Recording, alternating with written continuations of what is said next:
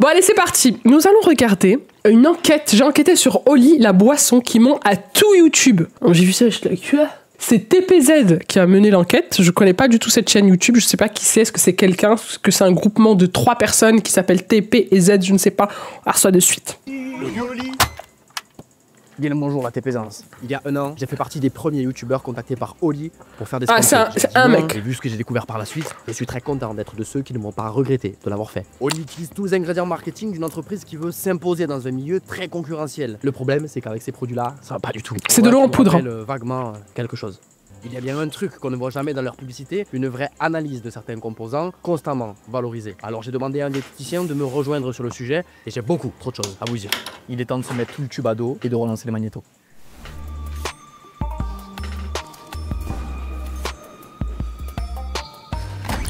Pipa douce, c'est pas le mot qui nous serait venu en premier. Quel est le premier mot quand vous me voyez? Beaucoup plus saine aux boissons. Qui vous vient à l'esprit? Une marque de boisson très saine. Facile de prétendre faire mieux que les autres. Vous connaissez les habitudes, commençons par lister les points positifs avant de passer à table. Il y a un an, j'avais eu le temps de goûter tout ceci avant de signer le contrat et vérifier si le mérite du sans sucre que s'octroie la marque est vrai. La réponse est littéralement oui. Le stevia et le sucralose notifiés dans les ingrédients sont effectivement deux édulcorants qui remplacent le saccharose, le méchant sucre originel, et sont bel et bien reconnus pour leur pouvoir sucrant, mais quasiment sans calories, non cariogène et un peu moins addictif. Sauf que j'ai eu quelques problèmes. Au fil de plusieurs jours de tests d'un petit peu tous les goûts, un tas d'interrogations me sont venues à l'esprit. D'abord, pourquoi j'ai toujours cette impression de boire un truc avec un goût 10 fois plus sucré que du Coca, de l'Orangina, du Red Bull et compagnie, alors qu'il n'est pas censé y en avoir? Est-ce qu'au final, cette sensation ultra sucré que je ressens, sans sucre classique, ne va pas me diriger encore plus droit dans le frigo des temps diabolisés soda habituels si je n'ai pas de Oli sous la main? Est-ce que par habitus du goût, mon accoutumance au sucré ne va pas se voir complètement chamboulée? Et surtout, ça dépend des additifs qu'il y a dedans. J'ai l'impression, en tant que consommateur un minimum méfiant, qui anguille sous roche, il se passe quoi concrètement avec les 15 autres ingrédients dont je comprends pas le nom qu'on veut faire bouffer à la TPZ là?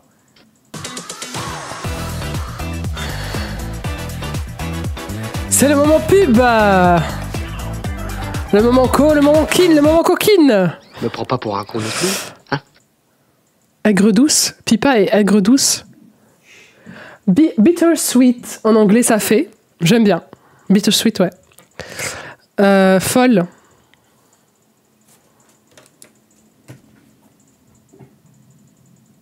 Folle bien ou folle? C'est-à-dire folle ou... Folle, on me l'a dit toute ma vie, hein, vraiment. Féministe. Bon, ça va. Ça, c'est une étiquette qui me sied. Ça me sied à merveille.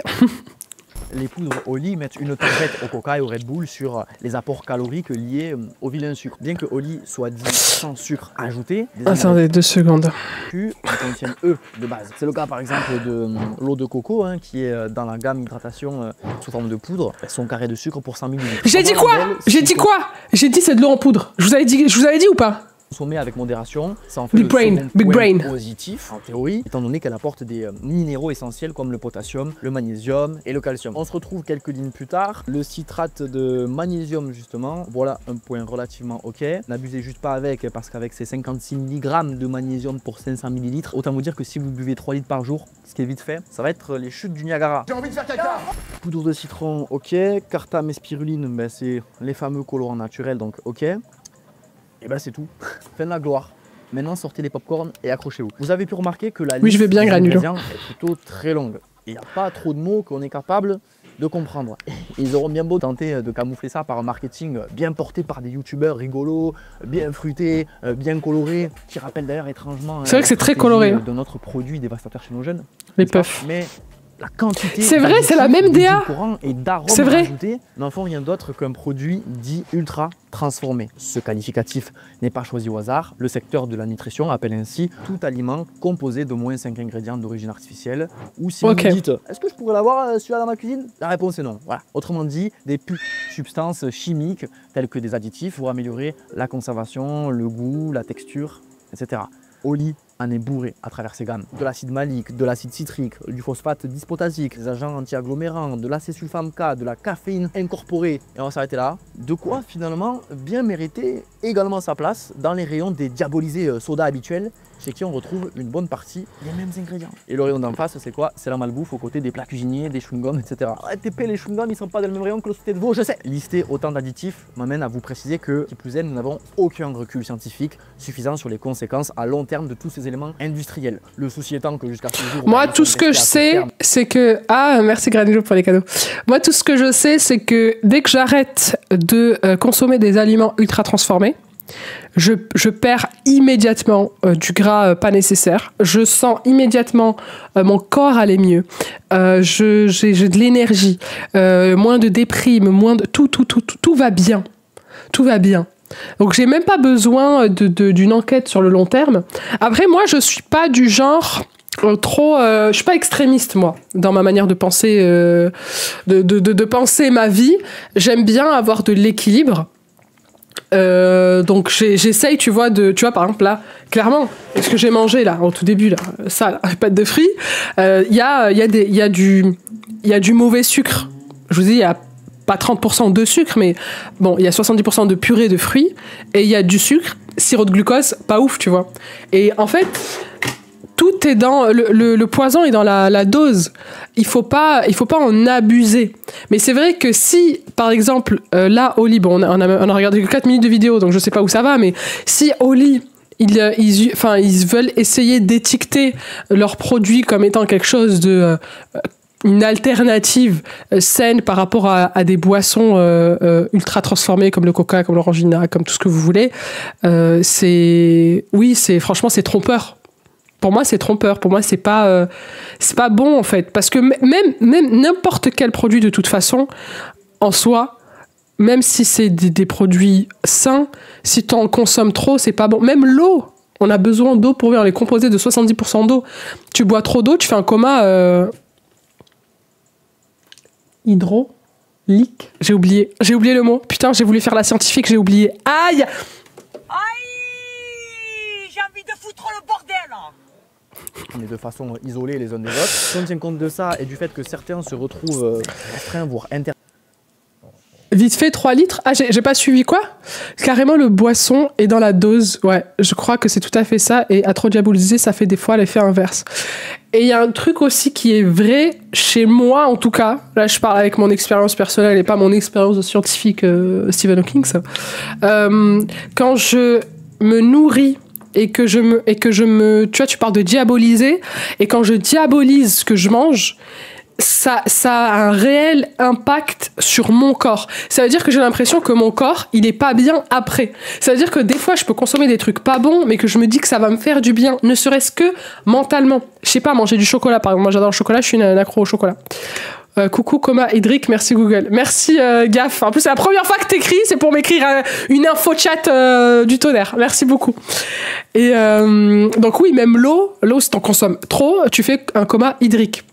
Et donc, en fait, n'importe quelle chose qu'on consomme, et c'est vrai en vrai dans tout ce qu'on fait et tout ce qu'on est dans la vie. Quand t'abuses trop de quelque chose, c'est pas bon.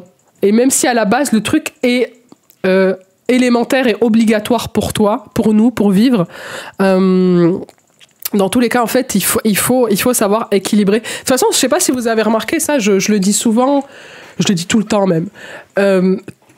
Absolument tout dans notre vie n'est qu'équilibre en fait. Quand tu regardes la nature, tout n'est qu'équilibre, tu vois, on va avoir des saisons qui vont être des opposés entre guillemets, mais ça passe par l'hiver, automne, hiver, été, printemps, été, tu vois, le jour, la nuit, le bien, le mal, le blanc, le noir, tu vois ce que je veux dire? Tu sais, tout est une question d'équilibre. Et quand il y a un prédateur, il y a forcément un prédateur qui va prédater plus que l'autre prédateur pour pouvoir équilibrer le truc. Tu vois ce que je veux dire? Genre, tout n'est qu'équilibre.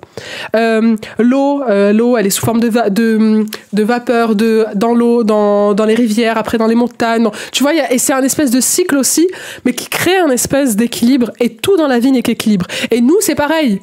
Tu vas consommer pas assez d'eau, tu meurs. Voilà, tu meurs. T'en consommes trop, tu meurs. Donc en fait, dans tous les cas, il faut toujours réussir à toujours trouver cet équilibre, tout le temps. Et la bouffe, pour moi, c'est vraiment ça que j'essaye de... Pour moi, j'ai déjà eu des TCA, parce que j'ai déjà genre compté mes calories et tout. J'avais un rapport à un moment donné quand j'étais ado. Là, on parle du skinny talk, on en parle beaucoup. Nous, à l'époque, on avait les shows de Victoria's Secret. En termes de skinny talk, on avait ça. Je suis de 95, donc à l'époque, on se référait à ça. Et les magazines. Et en fait, j'avais aussi un rapport aussi à mon corps où j'avais un peu de... on appelle ça la dysmorphia... je sais plus comment on dit. En gros, tu vois ton corps, mais d'une autre manière. Et je vous jure qu'à chaque fois que je regarde mes anciennes photos, je suis là, mais en fait, j'étais très bien. J'étais très bien. Alors oui, j'étais pas un mannequin des magazines, etc. Mais il y a pas de souci, tu vois. Il y a pas de souci. D'ailleurs, j'étais beaucoup trop grosse pour Elite. Hein, j'avais fait un petit défilé pour Elite et j'étais trop grosse. Voilà. Regardez-moi aujourd'hui, Elite. Non, en vrai, c'est en fait, j'ai aujourd'hui un rapport à la nourriture que je trouve assez sain, pas forcément parfaitement sain et équilibré, parce que des fois, je peux abuser aussi des mauvaises choses. Surtout, en fait, vous les mecs, vous allez pas comprendre, donc sortez de la conversation, ok, quand je vais être en syndrome prémenstruel, donc la semaine avant mes règles, déjà l'humeur c'est un massacre absolu, je suis en dépression totale. D'ailleurs regardez, je suis en full live. Voilà, j'arrive à stream et tout, j'arrive à bosser, mais parce qu'en fait je suis en pleine période d'ovulation. Voilà, donc si vous voulez faire un bébé c'est maintenant.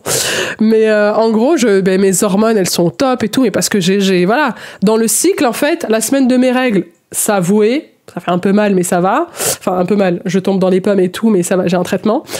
La semaine après mes règles, donc là où je suis, ovulation, donc voilà, c'est l'épanouissement, je fleuris, c'est incroyable, j'ai un sex appeal de fou.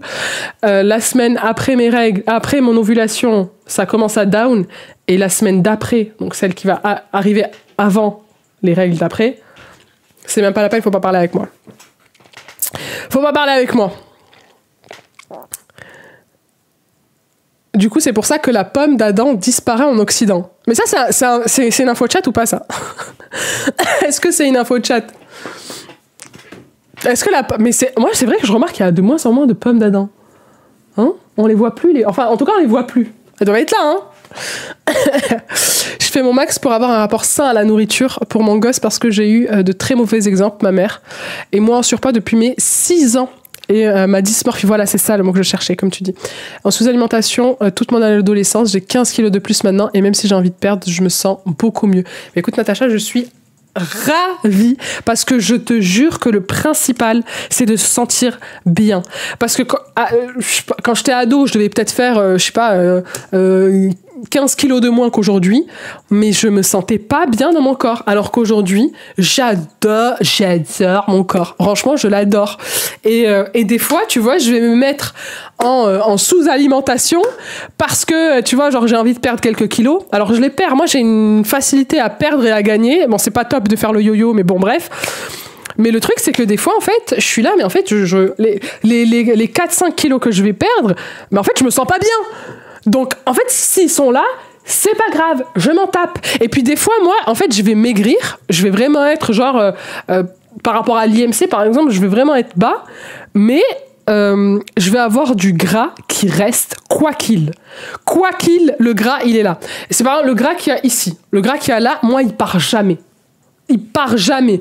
Je fais 1m78, je peux faire 65 kilos, le double montant là, il reste. Ça, et la petite poche qu'on a ici, attendez. Merde. Clippez pas, hein. La poche qu'on a là, ce truc-là. Mais en fait, j'ai appris quelque chose, les amis.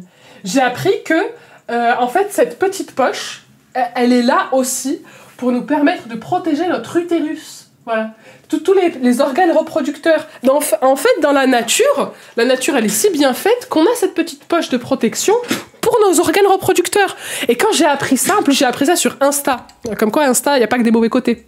Et du coup, j'apprends ça, et j'étais là, mais en fait, mes bangers, en fait. Et aujourd'hui, je suis cette petite poche que j'ai, qui ne disparaît d'ailleurs aussi jamais. Hein, j'ai beau faire 60 kilos, ça veut pas partir. Ça ne part pas, ça reste. Cette petite poche, elle est là. Et par rapport au cycle menstruel aussi, je prends un peu plus de poids, etc. Ça aussi, j'ai mis du temps à l'accepter parce que je savais même pas que c'était possible, enfin que ça marchait comme ça, quoi. Le corps d'une femme, je savais pas. Alors qu'un homme, tu vas jouer à Fortnite. Est-ce que c'est le moment? Non, je joue pas bleu à Fortnite, je joue pas. Valo, oui, mais j'ai un niveau merdique. Il me faut un coach.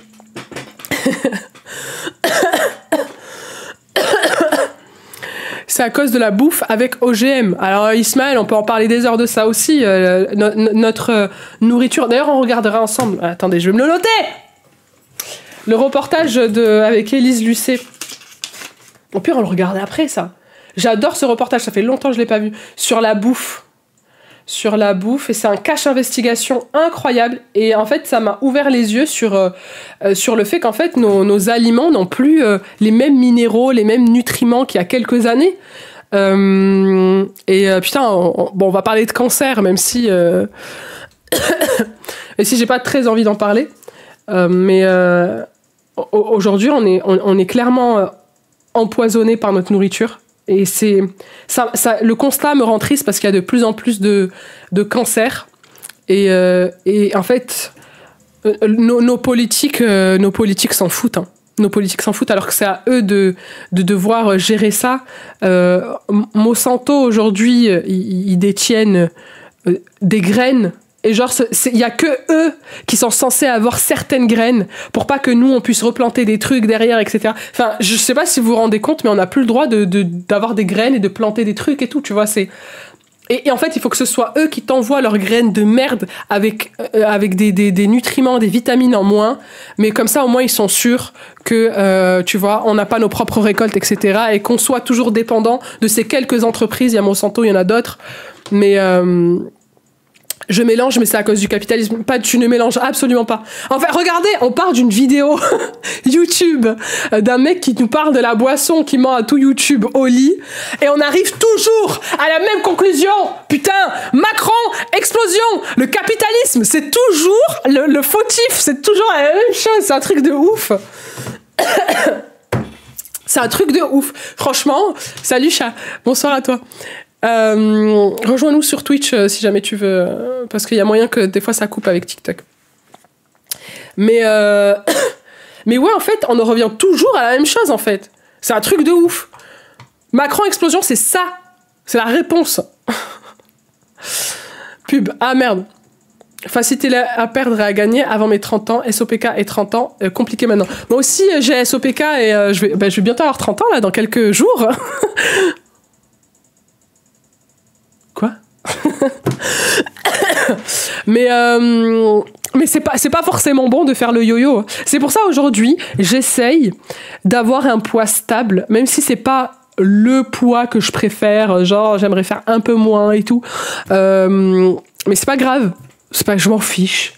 Et après, j'ai aussi changé mon rapport à l'activité physique. Avant, je faisais de l'activité physique full pour pouvoir garder un ventre plat. Aujourd'hui, c'est premier degré que pour mon dos.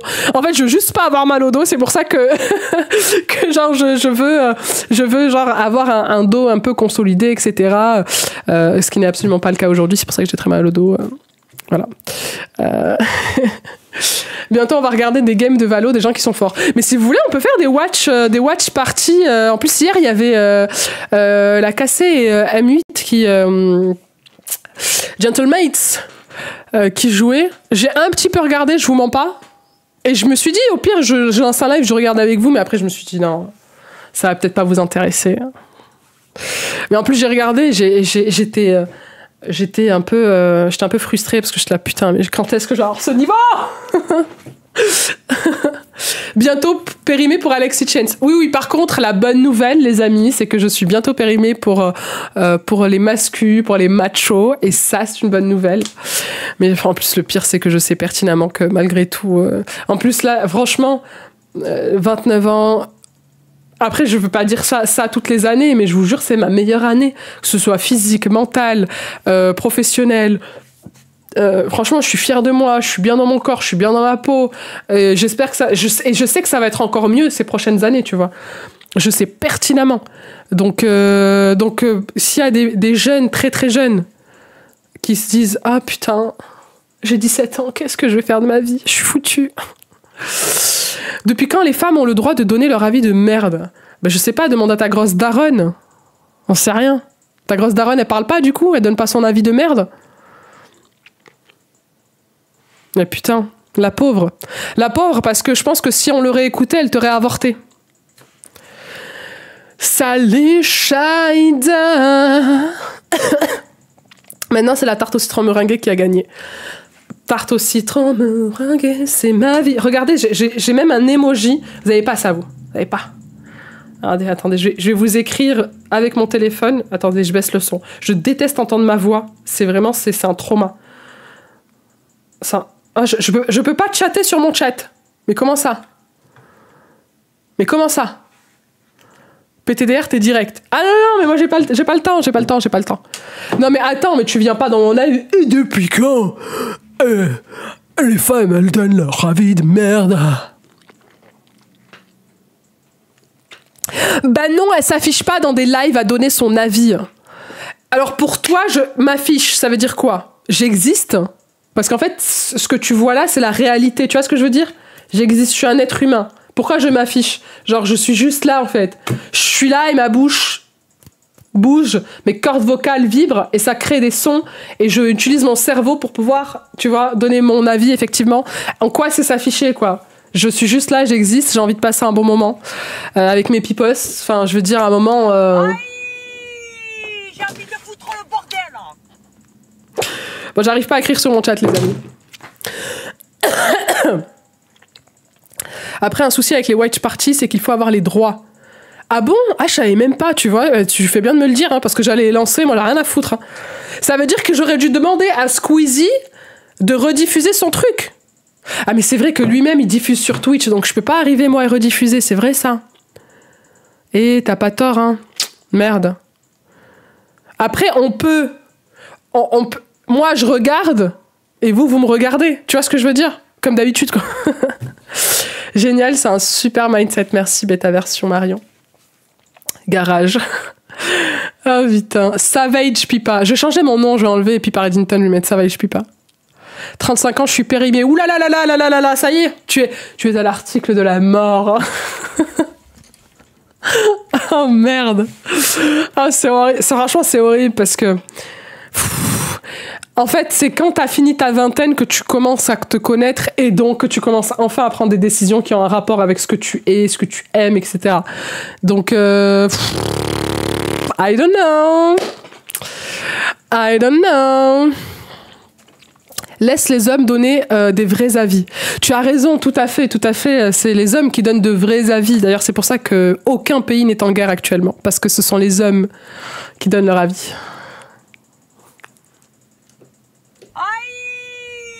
J'ai envie de foutre le bordel. J'adore. Je vais mettre plus de boutons là. J'aime trop. Si tu serais un légume, tu serais quoi? Un concombre pour que tu me foutes dans ton cul. Pardon. Pardon. My bad.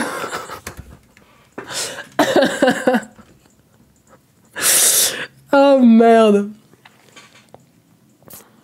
Avec les femmes, ce serait pire. Elles sont soumises à leurs émotions, pas les hommes. Tout à fait, les hommes ne sont absolument pas soumis à leurs émotions. Il n'y a qu'à voir ce qui se passe quand le club préféré des hommes de foot perd.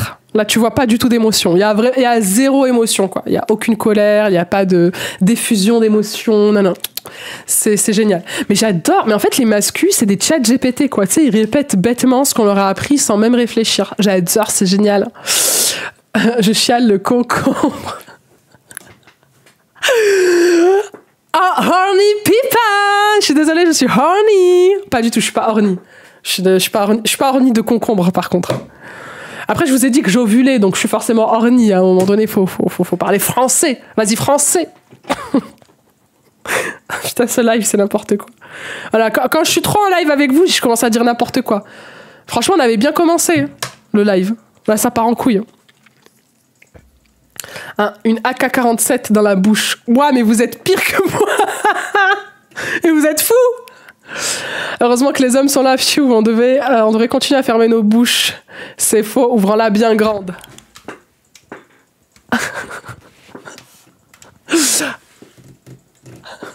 Moi, quand on me dit ferme ta bouche, le pire, c'est que toute ma vie, on m'a dit que j'avais une grande gueule et que j'avais une grande bouche. Toute ma vie, depuis que j'ai 0 ans. 0. Mais je l'ai jamais fermée. Et aujourd'hui, c'est mon métier d'ouvrir ma bouche. C'est pas génial, ça? Ils sont soumis à leur gros ego. Ah, m'en parle pas, putain de bordel de merde. M'en parle pas. Putain, j'ai une conversation avec une copine tout à l'heure qui disait... Attendez, je vais vous mettre en full screen parce qu'on va un peu discuter là. Ça fait longtemps qu'on n'a pas discuté. C'est faux. C'est faux. Ouais, j'avais une conversation avec une copine et genre elle disait, mais en fait, là j'en suis venue juste à un point où, en fait, si je dois parler avec un homme, je veux juste qu'il ferme sa gueule. Et c'était trop drôle parce que c'est vrai. Parce qu'en fait, à chaque fois que les mecs avec qui elle parle, ils ouvrent la bouche, c'est soit pour essayer de la manipuler, pour essayer de la soumettre, entre guillemets, genre à lui faire comprendre que sa place de femme, c'est ça, qu'elle doit être comme ça, si elle veut être la meuf de ce mec. Et genre, elle en peut plus. Elle est là, je veux juste kiffer ma life, quoi. Je veux juste kiffer. C'est tout ce que je demande, je veux juste être bien. Donc en fait, c'est juste ils pouvaient fermer leur gueule. Parce qu'à part dire de la merde, ils disent pas grand chose. Et en fait, à chaque fois ils disent de la merde, elle est là, mais allez, toi tu dégages. Et voilà où on en est. J'avoue, tu parles beaucoup. Oui, je sais, je parle beaucoup. C'est un talent chez moi. Sur mes bulletins scolaires, il y avait toujours écrit bavardage. Je peux crush sur toi si je suis une fille, t'es trop belle. Merci de crusher sur moi. Alors que tu es une fille. Je préfère attirer les filles que les hommes. Parce que c'est un vrai compliment quand une fille te dit ça, tu vois. Alors qu'un homme, tu vois, un homme, bon, voilà. Un homme, bon, ça trouve beau tout, quoi. Bah, ils ont pas de notion de beauté, il y a qu'à voir leurs compétences en décoration d'intérieur, quoi. Tu vois, décorer un appart, c'est pas très beau, quoi. Ils ont pas de goût. Alors qu'une fille, ça a du goût. Donc, ouais, crochez sur moi, les filles, s'il vous plaît. Je préfère. C'est dommage que je suis hétéro, en vrai. C'est dommage. C'est vraiment le pire choix de ma vie. Même si c'est pas un choix. Mais c'est le choix qui a été fait avant que j'arrive sur Terre. J'ai fait, mais tiens, je vais faire hétéro, moi, comme tout le monde. tu parles. Quelle merde. Quelle angoisse, putain. Quelle angoisse d'être hétéro. Putain, t'imagines, t'es avec une meuf et tout. Elle est bien... Elle te fait à manger. C'est la meuf qui devient... la meuf qui devient misogyne. Mais toi aussi, tu lui fais à manger, tu vois ce que je veux dire? Mais elle prend soin de toi, elle connaît tes goûts, elle se rappelle des trucs que tu lui dis, tu vois? Elle bitch un peu avec toi. Ouais, c'est pas mal. Tu sais qu'elle sait comment... tu vois, pour que t'aies un orgasme. Bon, il y a des hommes qui savent, hein, je dis pas, mais... une fille, forcément, elle sait, quoi. C'est dommage, mais bon, voilà. Comme quoi, on choisit pas ses combats. Hein. Ouais, dommage. Je me dis toujours que c'est dommage d'être hétéro. Ouais. Ah non, mais c'est un vrai... Mais de plus en plus de filles, on se le dit. Et c'est là qu'on comprend que vraiment, la sexualité n'est pas un choix dans le sens où en fait, tu choisis pas de quoi tu es attiré, de qui tu es attiré. Et même des fois, tu vois, même si t'es... on va dire t'es hétéro, t'aimes les hommes. Des fois, tu vas vouloir une certaine catégorie d'hommes, t'es là, mais pourquoi? Genre moi, concrètement, les moches, quoi. Ouais, les moches. Tu vois, si t'as un défaut physique, je suis là. Non, je rigole. Les moches, vous m'avez compris. Les mecs qui rentrent dans les standards de beauté habituels, en fait, je suis là. Hein. Ça dépend. Non, en fait, en vrai, je vous jure, je vous dis ça, mais c'est parce que c'est même pas une question de physique, en vrai. Parce que l'attirance, c'est quelque chose, pour moi, c'est l'énergie qu'il y a entre quand tu es en rencontre avec quelqu'un Il y a quelque chose qui se passe. Et c'est vrai dans l'amitié aussi, par exemple. Il y a des gens, tu peux pas te les blairer, tu sais pas pourquoi. Tu vois ce que je veux dire? Genre, tu ne peux pas être ami avec eux. Il y a comme une gêne. Il y a des atomes qui ne sont pas crochus. Pour moi, c'est une question d'atomes. Et c'est pour ça qu'après, on va regarder un docu sur Einstein et sur la théorie de la relativité. Ah, putain. Ah, ça prouve bien que c'est pas un choix. Ah non, mais de ouf. Enfin, j'aime mon mec. Hein. Non, mais en vrai, c'est juste que la barre est basse. Mais quand t'as un bon mec, quand t'as quelqu'un de bien dans ta vie, mais même quand t'as pas quelqu'un de bien, on sait pertinemment qu'il y a des hommes bien. Ça, tu le remets pas en question. Et c'est vraiment que la barre est tellement basse pour toutes les femmes du monde que t'es là, waouh, putain, merde. Je suis pan, j'aime tout, j'aime un peu plus les femmes. Putain, mais t'as tellement de la chance. À la limite, tu vois. Genre comme ça, bon, y a tout le monde. Mais bon, tu peux pas choisir. C'est dommage. Parce qu'en vrai, même, je sais pas si vous avez remarqué, des vraies belles meufs, t'en as plein. J'avais vu une vidéo d'une meuf qui disait ça. Mais un vrai beau mec que tu vas trouver vraiment beau, il y en a pas beaucoup, hein. Vraiment, déjà, la plupart des mecs, ils prennent pas soin d'eux. L'hygiène est à déplorer. En plus, ils sont éclatés au sol d'un point de vue rhétorique. Donc tu veux juste qu'ils ferment leur gueule. Franchement, la barre est au sol, je suis désolée. Bonjour, moi c'est Anis. Tu veux me draguer, c'est ça? C'est la meuf qui... la meuf qui est en roue libre, quoi. J'avoue, je lui demande souvent s'il est sûr d'être un mec. Oh non, le pauvre. Non, tu lui dis oui, c'est toi, t'es un homme. Il faut lui dire. Il faut approuver sa condition d'homme. Comme ça, on sait que ça existe. Bonsoir, tu fais quoi? Mais pourquoi y a quelqu'un qui me dit bonsoir, tu fais quoi? Avec point d'interrogation, point d'exclamation. C'est une agression, c'est une micro-agression. On regarde une vidéo. D'ailleurs, on va remettre la vidéo, hein. À part si vous voulez continuer à parler de la sexualité. Il n'y a pas de souci, on peut continuer. Bipant, plus ou moins la même chose. Ok. Mais je pense que c'est la meilleure méta. Parce que comme ça, t'es tranquille. Après, peut-être qu'on est tous... j'ai déjà trouvé des meufs belles. Hein. Attirantes, je sais pas. Attendez, je réfléchis. Charlize Theron. Tous les jours. Charlize Theron... qui d'autre là? Attendez, je pense à qui là? De vraiment genre attirante. C'est je sais pas pourquoi j'ai Charlize Theron qui me vient directement. Zendaya directement. Comment elle s'appelle? L'autre meuf. Sydney Sweeney, je crois, on dit. Eva Mendes, je la trouve belle. Mais par contre, je ne la trouve pas je la trouve pas attirante. Pour moi, elle est pas, tu vois, genre, j'ai pas ce truc où je vais la trouver attirante. Monica Cruz, la sœur de Penelope Cruz. Charlize Theron, c'est fini. Comment ça, c'est fini? Je suis tombée sur sa page Instagram hier. Elle était au concert de Dua Lipa. Dua Lipa, comment j'ai pas cité Dua Lipa. Dua Lipa, je suis bi pour elle. Voilà, je vous le dis, je suis bi pour Dua Lipa. Rien à foutre.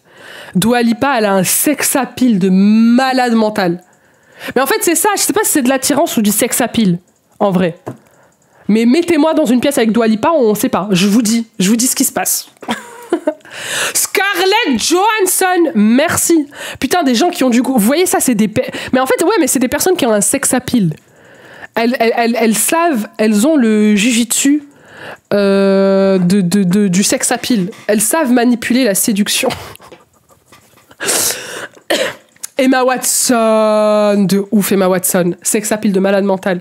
Et tu sais, vraiment, la meuf, t'as juste envie de la prendre dans tes bras et de lui dire que tu vas t'occuper d'elle. Que tu vas être son daddy, en fait, tu vois. Putain.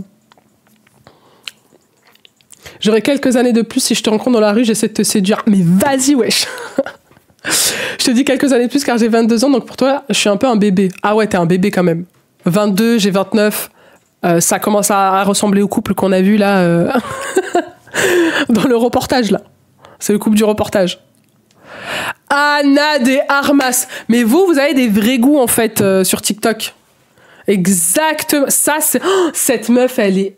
En fait, je sais pas. Elle est pas... J'ai pas les mots. Tu suis plus le procès Le Squarneck? Bah, en fait, j'ai regardé hier en plus. J'ai regardé hier et j'ai pas vu de news sur France Info ou quoi. Il y a aucun journaliste qui y est. Et je sais pas après s'il y a d'autres journaux qui... Peut-être, sûrement. Faudrait que je cherche. Si vous avez... d'ailleurs, voilà, je lance appel d'offres. Enfin, appel d'offres.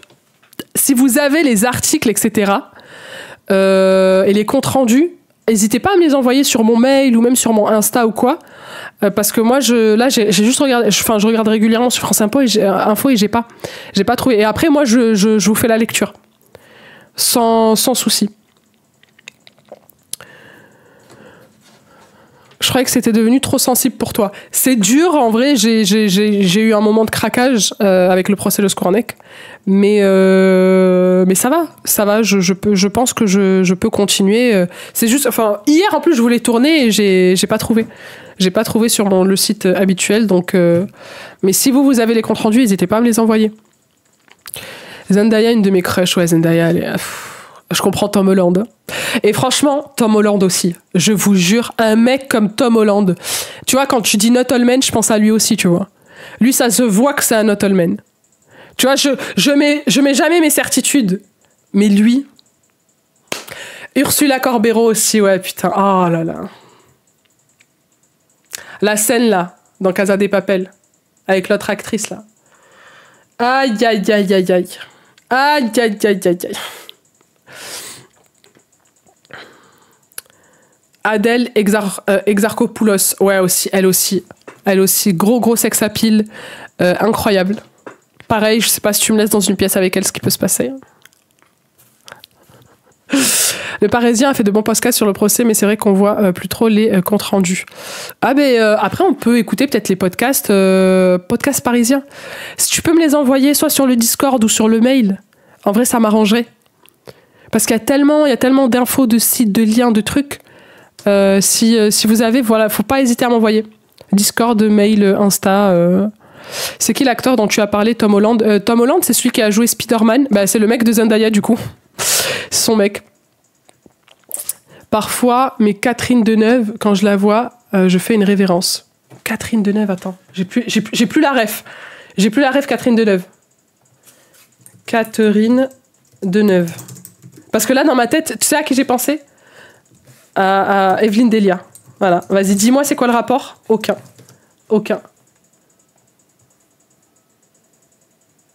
Jeune.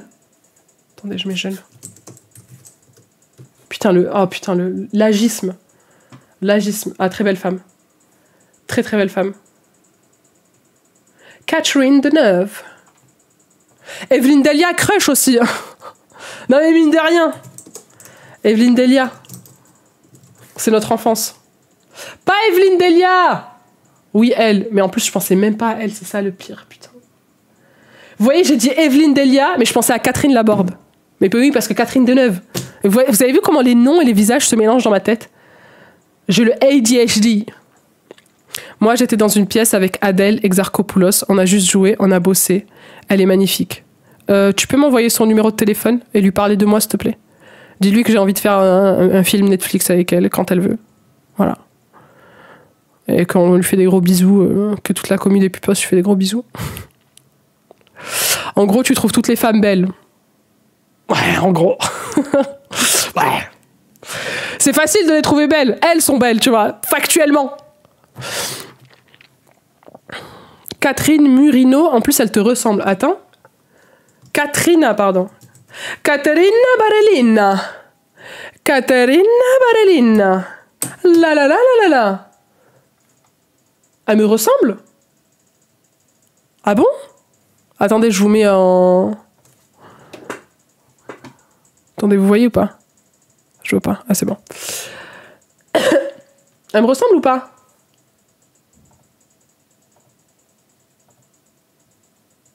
Ok, let's go. Très belle femme. Tu dis ça parce que je ressemble à un couscous ou... Incroyable. Trop belle. Je ressemble ou pas?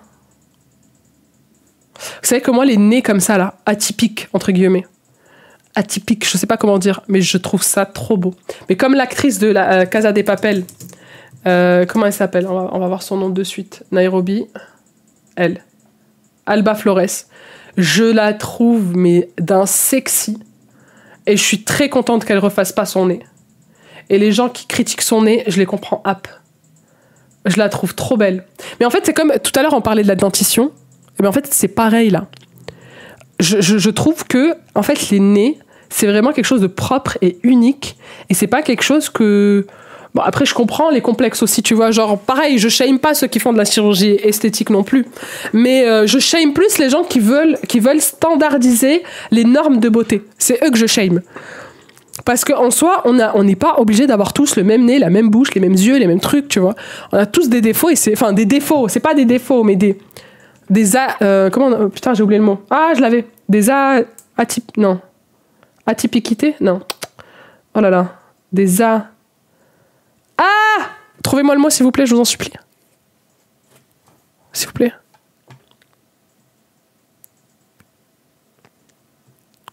J'ai eu la chance de taper avec elle. Elle n'est pas lesbienne du tout. Non, mais je suis pas lesbienne non plus. On rigole, Nas. Puis rigoler de rien. Des atypies? Natacha, t'es prof, je te fais confiance. Hein. On dit atypie, c'est bon? On a tous des atypies. Et c'est très bien comme ça. Enfin, c'est ça qui fait notre unicité, notre personne. Je trouve. Après, je suis prof de maths. Bon, je te fais pas confiance alors. Je fais pas du tout confiance, là. Qu'est-ce que tu me racontes? Merde, t'es prof de maths. Tu sais que j'étais nulle en maths, Natacha. J'étais vraiment nulle. Alors, folie folle. Quand j'ai passé mon bac, bon, ça date, hein. C'était à l'époque des mérovingiens. Quand j'ai passé mon bac, en gros, genre, j'étais nulle en maths. Genre, j'avais 2, 3, 4 de moyenne toute l'année. C'était affreux. Je détestais les maths. Et en fait, ma sœur, elle était plutôt bonne à l'école. Et quand j'ai passé, moi, mon bac, elle venait d'entrer à la fac. Et je me rappelle, je lui demandais jamais de m'expliquer des trucs. D'ailleurs, je me rappelle, j'avais une prof de maths. Elle était gentille, mais en fait, une fois, elle a vraiment passé du temps avec moi et j'ai compris. Mais elle pouvait pas faire ça à chaque fois. Classe de 30 élèves, pas de moyens, donc forcément, tu vois. Mais c'était tellement génial, putain. Elle est restée vraiment un bon 10 minutes avec moi pendant un cours de 1 heure, ce qui est long. Et c'est génial, c'était trop bien. Et du coup, ma sœur, quand j'ai voulu passer mon bac, genre, je me suis dit, mais putain, demain, donc le lendemain, un bac de maths, là, ça y est, je suis foutue, quoi. Bon, allez, j'essaye. Je prends un chapitre, en gros, qui parlait de... Je crois que c'était les fonctions linéaires, un truc comme ça, je me rappelle plus. Et je me dis, bon, je révise que ça. Et j'ai dit à ma sœur, je dis, s'il te plaît, est-ce que tu peux m'aider? Tu m'expliques.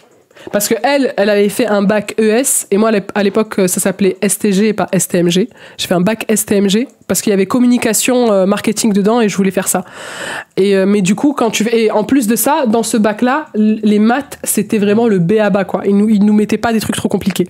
Donc moi, j'étais là, putain, un bénéf de ouf, parce que moi, je voulais me diriger vers la communication. Et donc, du coup, le cours de maths que je lui ai montré, c'était vraiment, elle avait vu ça, genre en début de carrière, quoi. Et ben, devinez quoi? C'est le sujet qui est tombé au bac. Le cours que j'ai révisé et que j'ai compris avec ma sœur la veille du bac, alors que toute l'année je me suis tapé des 2, et je comprends enfin parce qu'elle m'explique et tout, elle prend le temps avec moi. Et ben c'est le sujet qui est tombé, et du coup j'ai eu la moyenne. Incroyable mais vrai. Du coup t'as eu quel bac? Bah le bac STG. Bac STG, et ensuite j'ai fait une licence en communication comme je voulais faire. STMG, ça explique tout, Bah, à l'époque, déjà, ça s'appelait pas STMG, ça s'appelait STG. Et puis en vrai, STMG ou STG, c'est pas un bac de cassos, hein. C'est un bac, c'est juste que t'as d'autres matières. Genre moi, je savais que je savais déjà ce que je voulais faire. Et comme dans la filière de STG, il y avait de la communication et du marketing, parce que je pensais que je voulais aussi faire du marketing, mais c'est pas trop ce qui me plaisait. Mais en tout cas, je savais que j'allais avoir ces matières quand j'allais à la fac, en licence. Donc je me suis dit, autant commencer maintenant. Parce que moi, j'avais été acceptée en bac ES aussi. Hein. Mais c'est juste que... En fait, c'est juste que tu te spécialises dans d'autres matières, c'est tout. C'est comme un bac, tu vois. Tu vas pas dire, elle a fait bac STI. Parce que j'ai pensé aussi à faire STI. C'est un autre bac, c'est tout. C'est juste à des spécialités en informatique. Enfin, c'est fou, quoi. C'est fou de dire ça. Bac STMG pour finir sur TikTok. Même j'ai un bac plus 3. Et je finis quand même sur TikTok. J'ai 2 licences. Qu'est-ce que ça change? Aujourd'hui, j'ai des diplômes. Si demain, je veux plus faire les réseaux, je sais que j'ai un background, un package. Et puis, c'est ce que je voulais faire à l'époque. Donc, en fait, quoi? Parce que j'ai choisi une filière quand j'avais 18 ans, aujourd'hui, il faut que j'arrête de vivre et que je continue à faire que ça, si j'ai envie de faire autre chose. STMG est très complet. Pour moi, c'était... en plus, t'es prof, toi aussi, prof d'éco. STG, franchement, les matières qu'il y avait en STG, c'était exactement ce qu'il me fallait à l'époque. Et en vrai, j'ai vraiment apprécié les 2 ans que j'ai fait, du coup, première terminale, avec les matières qu'on avait. Et tu vois, par exemple, il y avait en bac ES et en bac S... bac S, c'était même pas la peine en termes de mathématiques, c'était une catastrophe. Et moi, je savais que j'aimais pas ça. Donc, me foutre ça allait peut-être m'empêcher d'avoir mon bac. Spécialité mercatique, exactement, parce qu'on ne dit pas marketing, les amis, en français, on dit mercatique. Tu vis de TikTok, YouTube, tout. Tous les tous. Droit, éco, marketing, communication. Ouais, il y avait il y avait éco, il y avait aussi, la matière, là, comment ça s'appelait? SES, mais ça aussi, ils avaient en bac ES. Sciences, économie et sociales. Donc il y avait des débats et tout, c'était trop bien, moi j'aimais trop. C'est trop bien. Bien plus orienté business et entreprise qu'en général, clairement. Oui, c'est sûr. Après, moi, ce qui me plaisait vraiment, c'était le côté communication. Parce que j'avais choisi... la spécialité, je crois que c'était mercatique que j'avais choisi. Mais en fait, les cours qu'on a eus, du coup, moi, quand je suis arrivée dans ma licence communication à Montpellier, en fait, j'arrivais et j'avais déjà vu plein de trucs. J'ai fait STI 2D. Putain, je me rappelle putain, il y avait que des mecs dans ce bac. Il y avait que des mecs. Il devait y avoir une meuf par classe parce que genre l'informatique c'était vraiment un truc de garçon, tu vois. Et moi je me rappelle que je pensais à le faire et en vrai, je pense que c'est vraiment les biais de notre société en mode en tant que femme, tu peux pas faire ça. Si tu peux le faire mais bon tu vois, c'est pas les filières de trucs et tout. Et du coup, je l'ai pas fait alors que j'aimais trop. Bon après j'ai eu des cours d'informatique, j'ai appris à coder des sites et tout en licence communication, c'était horrible. Je détestais en vrai. Donc bon, en vrai, c'est bien que je l'ai pas fait. T'as raison, j'ai une ancienne élève de 18 de moyenne générale qui a dû forcer pour aller en STMG car les profs de seconde étaient contre. C'est fou, hein. C'est pas une sous-filière, hein. On lui a dit de pas lâcher, elle a eu son bac avec mention et les études qu'elle veut. Mais en fait, c'est dingue. Ce n'est pas une filière de cassos ou quoi, tu vois, c'est vraiment juste une filière avec des spécialités qui sont un peu plus différentes de la filière générale, c'est tout. Et encore, tu vois, genre, on a droit, on a éco, on a des maths, on n'a pas physique chimie, par contre, on n'avait pas les matières scientifiques, mais enfin, les matières scientifiques te servent un peu à rien si ça va pas être ton domaine, quoi. Par contre, pour ceux pour qui ça va être le domaine, c'est super important de faire un bac S. Donc, ouais. C'est fou. Putain, ça me rappelle, Natacha, c'était une amie à ma sœur. Elle était en bac ES, ensuite elle a fait une filière, tu sais, une filière un peu top, je crois que c'était en sciences. Je sais plus, je me rappelle plus. Mais vraiment une filière compliquée à intégrer. Elle avait une moyenne de ouf. C'était une très très bonne élève. Et en fait, c'était pas du tout ce qu'elle voulait faire. Voilà, c'était pas du tout ça. Mais bon, elle avait des super notes, une super moyenne. Ses parents, ils voulaient qu'elle fasse ça. Donc en fait, elle s'est lancée et tout. Elle a perdu, je crois qu'elle est arrivée je sais plus si elle est arrivée jusqu'en licence ou au master. Et elle a dit... attendez, je m'en fous, là. Je m'en fous, là. Elle a dit, papa, maman, j'arrête. Parce que j'ai envie de faire des tartes. Je veux faire de la pâtisserie. Et du coup, elle a fait un CAP pâtisserie. Voilà. Alors que, voilà, c'était une tête.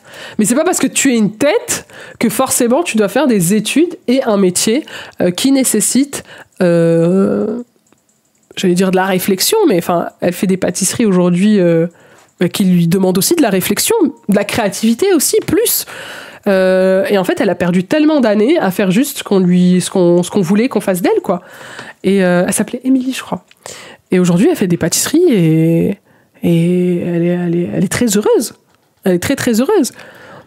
Donc, ouais, faut pas se mettre la pression sur des trucs comme ça. Enfin, si t'as envie de te spécialiser dans un truc, moi, je comprends pas. Je comprends pas. Et même moi, dites-vous que je trouvais que les diplômes que j'ai choisis et tout, parce qu'après, j'ai fait une licence en logistique, tu sais, c'est trop orienté capitalisme. Et après, j'ai dû avoir une réflexion avec moi-même, c'est mon cheminement de vie aussi. Aujourd'hui, je préfère largement avoir un travail où je peux laisser exprimer ma créativité, plus que et ma réflexion, et ma philosophie, et peut-être avoir un impact dans la vie des gens, que forcément, tu vois, avoir un métier un peu, tu vois, genre un peu plus, tu sais, en mode, tu sais, ah, tu fais quoi dans la vie? Ah, ben je bosse là, je fais ça. Tu sais, le standing, il sert à rien en vrai, tu vois. Je me rappelle, pour financer mes études, il a fallu que je travaille. Et je crois, un des meilleurs tafs que j'ai fait, c'était serveuse. Quand j'étais serveuse, je vous jure que j'aimais trop parce que j'avais ce truc avec les gens. Les gens, ils passaient un bon moment. J'étais la pire serveuse du siècle. Vraiment, j'étais horrible. Mais j'étais quelqu'un, tu vois, qui était, voilà, qui apportait de la joie. Moi, j'aimais trop ça. Et alors, je sais, j'oubliais la moitié des commandes des gens. Oui. Mais je leur rajoutais des sauces gratuites. Moi, j'étais ce genre de serveuse. Mais en vrai, même quand par exemple, j'étais vendeuse. J'ai détesté être vendeuse. Parce que, en fait, là, on dirait que je suis obligée de vendre des trucs aux gens. Je les oblige en mode, ah, mais ça vous va super bien, madame. Tu sais, par contre, là, il faut augmenter le panier moyen. Ça va pas du tout. Et puis, tu sais, on avait, tous les jours, en fait, on sortait un tableau où il y avait tous les chiffres de l'année dernière, tu vois. Genre N-1. Ça veut dire que il fallait toujours qu'on soit exponentiel, genre fallait toujours qu'on fasse plus que l'année d'avant. Mais par exemple, je sais pas, c'est le 13 février et on est un jeudi, j'en sais rien, je dis n'importe quoi. On est un jeudi. Et en fait, l'année d'avant, donc l'année 2024, le 13 février, c'était tombé un samedi. Donc forcément, samedi, on fait plus de panier moyen, plus de chiffre d'affaires parce que c'est un samedi et que les gens, ils sortent le samedi. Et là, c'est un jeudi, donc c'est pas pareil. Les gens, ils vont moins sortir, donc ils sortent moins dans les magasins, ils vont moins acheter, etc. Tu vois, je trouvais ça complètement mindfuck, ça m'énervait. Ça me cassait les couilles, en fait. Ça avait pas de sens. Et puis c'est les gens, l'année dernière, ils ont plus acheté des trucs, ce qui a fait augmenter le panier moyen. Tu veux que je sorte tout, en fait, les gens, de mon cul? Bref, je détestais la vente. Hello, Navni. L'amour de la bouffe l'emporte toujours. Ah ouais, en plus, moi, tu m'as mis dans un resto. Le resto a fait faillite. Et pas à cause de moi, d'accord? Même si je mangeais beaucoup. D'ailleurs, j'ai pris du poids de ouf dans ce resto. Ah putain. Surtout qu'avant l'informatique, c'était très féminin, jusqu'à que cela devienne rentable globalement. Oui, c'est vrai, Natacha. Effectivement, putain, ça me rappelle le film, là. Ah, j'ai oublié. Avec Tara. Et tu sais, c'était les calculatrices... Putain, la meuf, elle programme un truc IBM et tout. Ah, j'ai oublié le nom. Vous allez me rappeler Figure de l'ombre. Merci. J'adore ce film. J'adore. Si vous l'avez pas vu, regardez-le. Si vous voulez, on le regarde ensemble. Je vais tout regarder avec vous. On n'a toujours pas fini la vidéo, bien sûr. Je vous laisse. Bonne soirée. PS Pipa, t'es une queen. On t'encourage encore dans ce que tu fais. PS2, tout est de la faute de Macron. J'aime tous tes PS, en fait. Continuez, PS. Passe une bonne soirée. Merci pour ta contribution au chat. Merci à vous. Ça va, Pipa? Bah écoute, ça va nickel. On est en train de parler des filières, des diplômes. Après, moi, je suis tentée de dire à la jeunesse, parce que d'un côté, l'école, en fait, on met trop de pression dans l'école, mais d'un côté, c'est bien parce que ça peut te donner un cadre, ça te donne une certaine base en culture, même si des fois, la culture, tu vois, il y a des trucs, bon, voilà. Mais moi, je vous le dis, tu vois, genre, moi, je suis quelqu'un d'assez... on dit autodidacte, mais juste je suis curieuse, j'aime bien, tu vois, genre je sais pas, des fois il y a des trucs qui vont, tu sais, pas m'obséder, mais genre je vais grave vouloir savoir quelque chose, mais je m'informe, je me renseigne, et en fait l'école ça me manque dans ça, parce que ça te donne un cadre où t'apprends des choses, et après, enfin, on peut le faire nous-mêmes en fait. On peut le faire nous-mêmes, et c'est ce que moi j'essaie de faire dans ma vie, et j'essaye de ne jamais arrêter d'apprendre, parce que j'aime trop ça. Et je me rends compte aussi que des fois, j'aimais pas des matières, et parce qu'il y avait une certaine pression que je déteste. Je pense que tout ce qui est système de notation, ça aide pas forcément les élèves. Enfin, moi, après, c'est mon avis, je le ressentais vraiment comme ça. Par exemple, là, en ce moment, je me bute à tout ce qui concerne Stephen Hawking, Einstein, théorie de la relativité, le temps, etc. C'est quelque chose, l'espace. J'aime trop ça. Et alors que je détestais c'est tout ça quand j'étais à l'école, mais parce que aussi, c'était pas présenter non plus présenter de la physique, c'est un peu compliqué aussi, mais je pense que je sais pas, peut-être que si on avait plus de moyens dans les écoles, plus de temps, et aussi plus peut-être que les profs aussi qu'ils aient plus de temps pour préparer des choses qui soient peut-être un peu plus ludiques, ben on apprendrait plus à l'école. Mais en tout cas, nous, on a une responsabilité en tant qu'adulte, et moi c'est ce que je dis tout le temps, on a la responsabilité de continuer d'apprendre, et d'apprendre ce qu'on a envie d'apprendre, comme on a envie de l'apprendre, une fois grandi et sorti du système scolaire, quoi. Macron démission, évidemment, Naveni.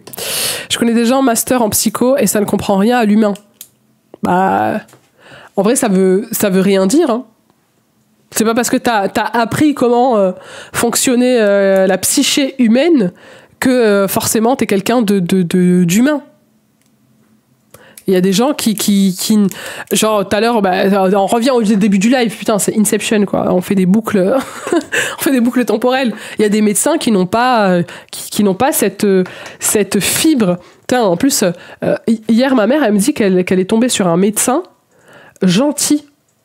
Et genre j'étais là, mais putain, ça devrait tellement être la base quand tu vois un médecin. Et moi, le médecin que j'ai vu, il était factuellement méchant, parce que pas à l'écoute, parce qu'il faisait que me couper la parole, parce que j'essayais de lui expliquer des choses, et il était vraiment imbu de lui-même, et c'était désagréable. Et quand tu vas voir un médecin, normalement, t'es censé te dire, bon, mais je vais voir quelqu'un pour lui parler de ma santé, et tu vois, même si il te prescrit rien, juste, tu vois, genre, tu lui parles, il te rassure. Je prends l'exemple horrible de ChatGPT, mais je suis désolée, ChatGPT, quand je lui parle, il me rassure. Alors que c'est un putain de robot, c'est une intelligence artificielle, quoi. Ada Lovelace pour les ordinateurs, je crois. Comment s'appelle celle qui a créé le Wi-Fi? Non, c'est Eddie Lamar, je crois. Lamar, en tout cas, c'est son nom. Je crois, hein. Après, Ada Lovelace pour les ordis, peut-être, oui. Peut-être. Je suis partagée, perso, 10 ans en tant que prof. Je ludifie beaucoup, mais du coup, ils ne font plus rien autrement. Alors, j'ai l'impression que de devoir faire un one-man show pour les intéresser, c'est épuisant et cela ne marche pas. Ouais, en fait, c'est vrai que même le système en soi de prof, je le trouve un peu compliqué. Ça veut dire que tu dois être comme tu dis, un peu un one-man show pendant toute la journée. Parce qu'en fait, t'as pas juste une heure, hein. C'est toute la journée et c'est éreintant d'animer. Vous voyez, là, moi, par exemple, je suis en live, je stream, j'anime. Bon, j'aime bien, tu vois, mais je vous cache pas que quand je coupe à chaque fois le stream, mentalement, t'as un shot de trucs, tu sais, parce que, tu sais, t'as passé des heures à parler, à essayer de trucs, de t'animer et tout. C'est fatigant. Donc, prof, ouais, ça doit être fatigant toute la journée. Qui plus est, avec des ados boutonneux, en pleine découverte d'eux-mêmes, de leur corps et de leur mental, et en pleine rébellion contre le système carcéral qu'est la famille. C'est pas facile, en vrai, c'est pas facile. Donc je comprends complètement. Puis les classes, elles sont bondées. Tu vois, comme tout à l'heure, je parlais de la prof de maths qui avait passé 10 minutes avec moi. Je m'en rappelle encore tellement c'était rare, quoi. Et pourtant, c'est une des rares fois où j'ai compris quelque chose en maths parce qu'elle a pris le temps avec moi et parce que moi j'ai un cerveau je peux comprendre beaucoup de choses. Par exemple, en sciences humaines, je suis quelqu'un qui va analyser assez rapidement et qui va avoir des réflexions et une philosophie et conclure et analyser les trucs. C'est très rapide dans ma tête. Et c'est quelque chose que j'aime bien. Autant en maths, mon cerveau, tu vois, il est à 2 à l'heure, il comprend que dalle. Non, mais il faut vraiment lui expliquer, quoi. Ça en dit long sur ton niveau émotionnel que ChatGPT te rassure. Mais en fait, c'est factuel. En fait, essayez pas de chercher la petite bête en maths. Ah, mais ça en dit long sur ChatGPT. C'est factuel. Quand tu as un chat GPT qui te lit un bilan sanguin et qui te dit c'est très rassurant, ton foie fonctionne bien, tes reins fonctionnent bien, si jamais tu as encore des données, n'hésite pas à faire une échographie, tu sais, il va te parler comme ça, c'est rassurant. T'as un médecin qui est là, non, mais moi non, mais ça veut rien dire, mais ça c'est rien, vous inquiétez pas ça. C'est pas du tout rassurant en fait. Pourquoi t'aimes pas les hommes? Mais j'aime les hommes. Quand ils sont loin de moi. J'aime les hommes. Quand ils m'envoient des PayPal. En plus, je crois que j'ai enlevé mon PayPal de ma bio. Ça y est, je veux plus de votre argent, c'est bon. C'est bon, j'en ai plus besoin. Je suis trop riche maintenant. Mais tellement le problème, c'est les médecins.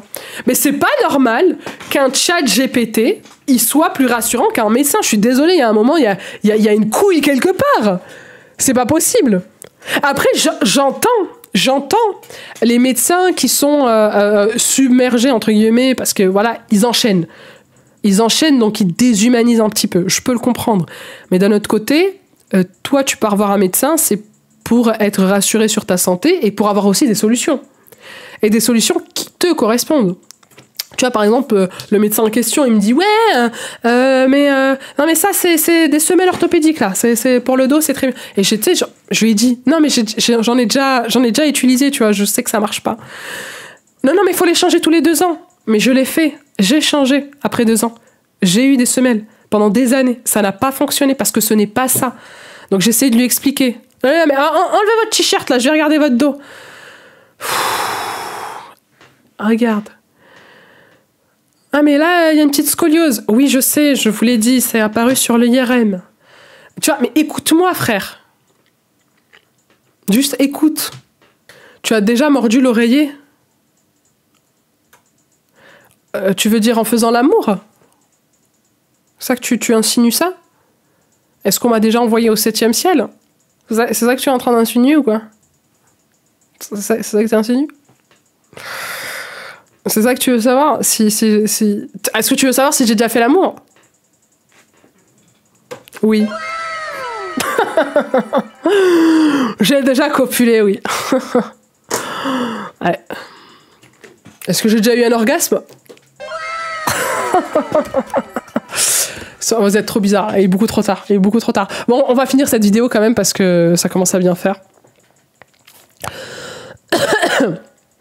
J'aime les hommes au garage. Ouais, c'est pas faux.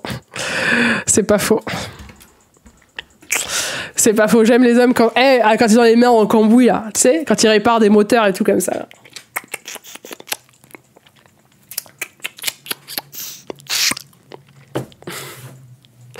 Mais c'est quoi ces commentaires? J'en sais rien. J'aime les hommes quand ils pensent à m'offrir une tarte au citron meringuée. Oui! Quand tu m'offres une tarte au citron meringuée, c'est là que je mords l'oreiller. Note-toi ça dans un coin de ta petite tête. interdits pour leurs effets cancérigènes, d'inflammation chronique, de maladies cardiovasculaires. Osons imaginer une boisson comme Oli, bien combinée, bien cocktail d'additifs, et les conséquences du mélange encore inconnues sur l'organisme. Passons maintenant en revue tout ce washing autour des électrolytes et des minéraux. Alors le commun des mortels a toujours entendu parler de ces deux choses. Positivement, généralement, il t'en manque, donc tu vas aller en acheter à la pharmacie et hop, après une petite cure, tu vas mieux. Le problème, c'est que le trois quarts du temps, tout va bien et venir en prendre est déjà de trop. Tu t'exposes donc à des troubles métaboliques et tu surcharges ton organisme, etc. Et en ce qui concerne les poudres Oli hydratation et énergie, elles en contiennent inutilement pour une consommation lambda. Là où ces minéraux pourraient être légitimes, c'est dans les apports proches, mais quand même en dessous de ceux conseillés aux sportifs durant l'effort, comme le sel, où il va falloir contrer tout ce qu'on perd avec la sudation. Et encore, Paolo reviendra sur les quantités plus tard. Sauf que, malgré tout ça, on parle quand même d'une bonne transpi au cours d'un effort intense. Pas le fait que tu es chaud parce que tu transpires sous tournoi Valorant. C'est l'un des points que je reproche à Oli, celui d'une communication fourre-tout et vas-y que on met dans le même panier sportif et e-sportif. Voilà, c'est la même chose, à une lettre près. Alors un truc, tu sais quoi, la prochaine fois tu te fous de ma gueule. Tu prends une bille dans ta tête. J'adore ce mec! Dépêche-toi!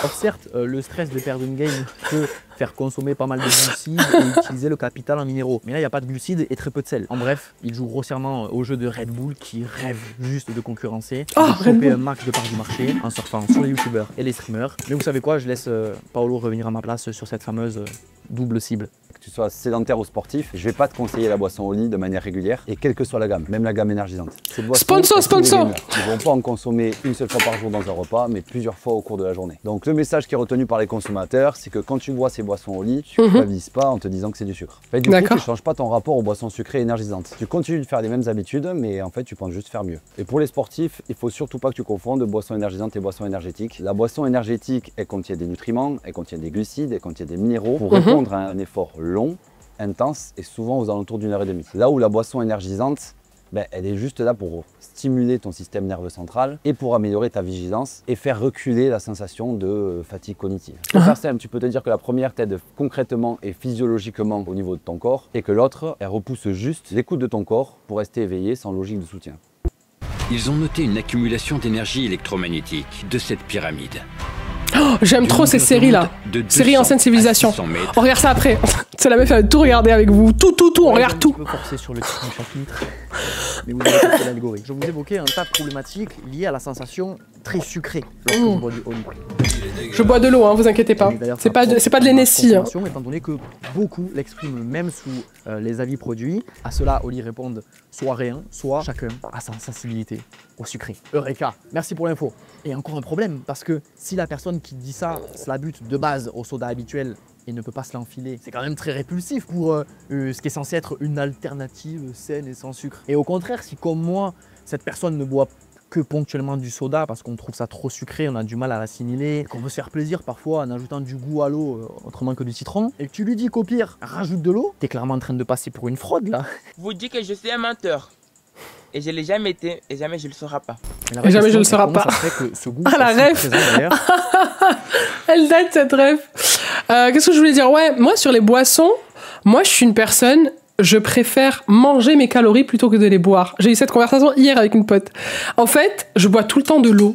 Chez moi, il y a que de l'eau. Là, le Red Bull, on me l'a ramené hier. Depuis hier soir, il est là. Je me suis dit, bon, allez, je vais boire ça. J'ai goûté parce que normalement, Red Bull, c'est pas que je déteste, mais c'est pas quelque chose que je bois beaucoup. Après, franchement, le nouveau goût, là, putain, je suis en train de faire la pub alors qu'on est en train de voir que c'est pas bon. C'est pas bon pour la santé de trop en boire. Mais The Summer Edition, goût pêche blanche, franchement, c'est vraiment pas mal. Mais c'est très rare que j'ai du soda chez moi. C'est tout le temps de l'eau. Parce que, en fait, j'aime pas boire mes calories. Je préfère bouffer des trucs consistants plutôt que de les boire. Ça fait que c'est surtout l'été. Genre, tu sais, t'es en terrasse et tout, tu vas prendre un petit soda. Tu sais, pour faire genre, ok. Et quand il y a des repas, qu'il y a un bon poulet rôti avec des frites, un douaise poulet rôti frites, bah. Aïe,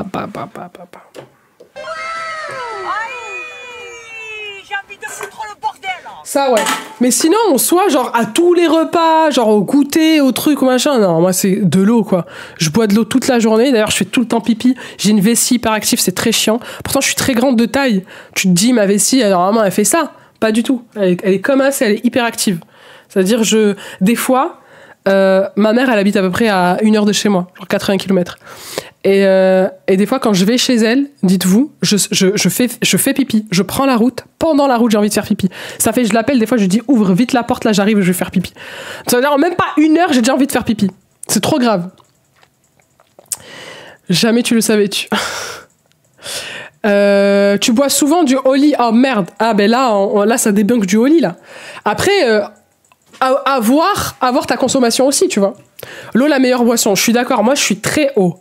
Moi, vraiment, je dois boire facile 2 litres d'eau. Facile par jour. Après, bon, c'est peut-être pour ça que je fais beaucoup pipi aussi. C'est quoi cette vidéo éclatée? Bah écoute, pars. Le doc sur les pyramides, il y aura Gims qui va parler comment il a l'électricité à cette époque. Jamais on va le lâcher avec ça. Jamais. Ah putain. Donc t'es plutôt pêche? Bah pas forcément, non. Genre en boisson, par exemple quand je vais au kebab, tu vois, que tu dois prendre une boisson avec ton menu, moi c'est pomme cassis framboise, directement Oasis. Pomme cassis framboise, PCF. C'est ma préférée. Après, voilà, je sais que c'est pas bien, mais Coca pour un poulet rôti, genre, tu sais, un tagine et tout. Le petit Coca, il passe trop bien. Après, j'en achète jamais. Genre, chez moi, il y a jamais de Coca. Et j'en bois pas. Mais même avant, même par exemple, il y avait le boycott et tout, même avant tout ça, genre, j'y allais pas. J'en achetais pas. Parce que pour moi, un truc qui permet de récurer les toilettes, tu peux pas boire ça quotidiennement. C'est pas possible. Quotidiennement, non. Mais comme on disait tout à l'heure, le poison est dans la dose. Tu ne peux pas, en fait, surconsommer des produits comme ça qui sont extrêmement sucrés au quotidien. C'est là que ça devient grave. De temps en temps, voilà, c'est tranquille. Ça enlève le sucre. Comparé au sucre normal, notre cher stevia et sucralose ont un pouvoir dit sucrant entre 300 et... C'est pareil dans le coca, tu vois, le coca zéro, il y a de l'aspartame. L'aspartame, c'est cancérigène. Donc, donne-moi du sucre, en fait, c'est mieux. Plus élevé. On les y retrouve donc en moindre quantité. Néanmoins, à un moment donné, tu les sens bien passer. Le problème de ce sucre qui n'en est pas, c'est qu'il présente de sacrés inconvénients. Le plus paradoxal, c'est celui de... Yes, on boycotte pas. Ouais, en vrai, moi, tu vois, genre même le coca, ça fait... je sais pas, ça doit faire un bon 10 ans que j'en ai pas acheté de mon propre chef. Tu vois, quand j'en bois, c'est vraiment qu'on est en famille et que tu vois, genre, bon, il y a la bouteille, on te propose, je suis là, bon, allez, vas-y, tu vois. Mais sinon, que j'en ai acheté, moi, de mon propre chef, ça fait une bonne dizaine d'années, mais facile. Déboucher les toilettes. Non, mais c'est vrai! Le coca, c'est une catastrophe. Comment un être humain peut boire ce truc? Bah, c'est sucré, moi, c'est vraiment l'habitude, genre en famille ou quoi. Mais en soi, c'est vrai que c'est vraiment pas ouf. Hein. Il y a un moment où même j'ai arrêté d'en boire, même quand j'étais en famille, qu'il y a un bon tagine sur la table, quoi. Mais c'est vraiment pas un bon produit. Vraiment pas. Ma boisson préférée, à part l'eau, c'est le thé froid à la pêche. J'en prends que quand je mange dehors. Ah bien, mais les thés froids, moi aussi, j'adore. Vous savez, le bissap. Des fois, je fais du bissap. Donc, c'est des feuilles d'hibiscus. Mais je les fais infuser à froid. Et je mets ça au frigo. Et après, ça fait un délicieux petit nectar. J'adore. Le coca, c'est très bon contre la nausée. Ça, je savais pas. Mais c'est bon aussi pour la diarrhée. Moi, je me rappelle quand j'avais la diarrhée à l'époque, quand on allait en vacances au Maroc. Mon père, il me faisait quoi? Du riz. Et à côté, il me mettait genre du coca. Voilà. Parce que ça durcit le caca. Voilà, vous savez tout maintenant. À l'identification du goût sucré et à l'enclenchement de tout le bordel derrière. Parce que ce qui se passe, qu'on boit parce que le coca à la base, c'est médicinal. C'est un médicament. Mais c'est comme si, imaginez, demain on boit le sirop. Tiens, en ce moment, je bois du sirop. D'ailleurs, il faudrait que j'aille le boire. On boit du sirop pour la toux. T'imagines, on en buvait comme ça quotidiennement. Ça serait ouf. Au lit, c'est que les deux vont venir titiller deux récepteurs sur la langue qui vont envoyer un signal au cerveau pour lui indiquer que là, quelque chose de sucré arrive et qu'il va falloir peut-être s'apprêter à déclencher la tant attendue récompense, la dopamine. Or, Il n'y a que le vrai sucre en fait, qui active intégralement ce circuit en libérant du glucose dans le sang. Nos chers amis édulcorants dans le Oli ne permettent que partiellement ce parcours. Résultat, le cerveau ressent une frustration car il attend une récompense énergétique qui ne vient pas. Et qu'est-ce qui se passe quand il n'y a pas ça qui se passe? Jour, nuit, jour, nuit. Tu nous prends la tête là-haut. Eh bien, on a encore plus envie de consommer du sucre, étant donné que notre corps s'attend à un afflux en énergie, mais n'a concrètement rien pour. Autrement dit, tu as envie de boire encore plus de Oli, ce qui les arrange, ou craquer et t'enfiler 3 bouteilles de Sprite, manger des gâteaux ou autre grignotage sucré que tu vas avoir sous la main. On comprend bien que c'est pas la solution. Si l'on suit le raisonnement de ce piège qui ne dit pas son nom, je vous déconseille fortement de vous retrancher dans du Oli pour réduire votre consommation de soda. Et tant bien même que c'est un peu mieux que le pire, les autres merdes qu'il y a dedans, pour être un peu vulgaire, au-delà du débat du sucré, existent aussi. Les additifs, on manque de recul, tout ça. On veut nous faire croire que le danger public numéro 1, c'est lui, le sucre, mais en vérité, c'est les produits industriels ultra transformés.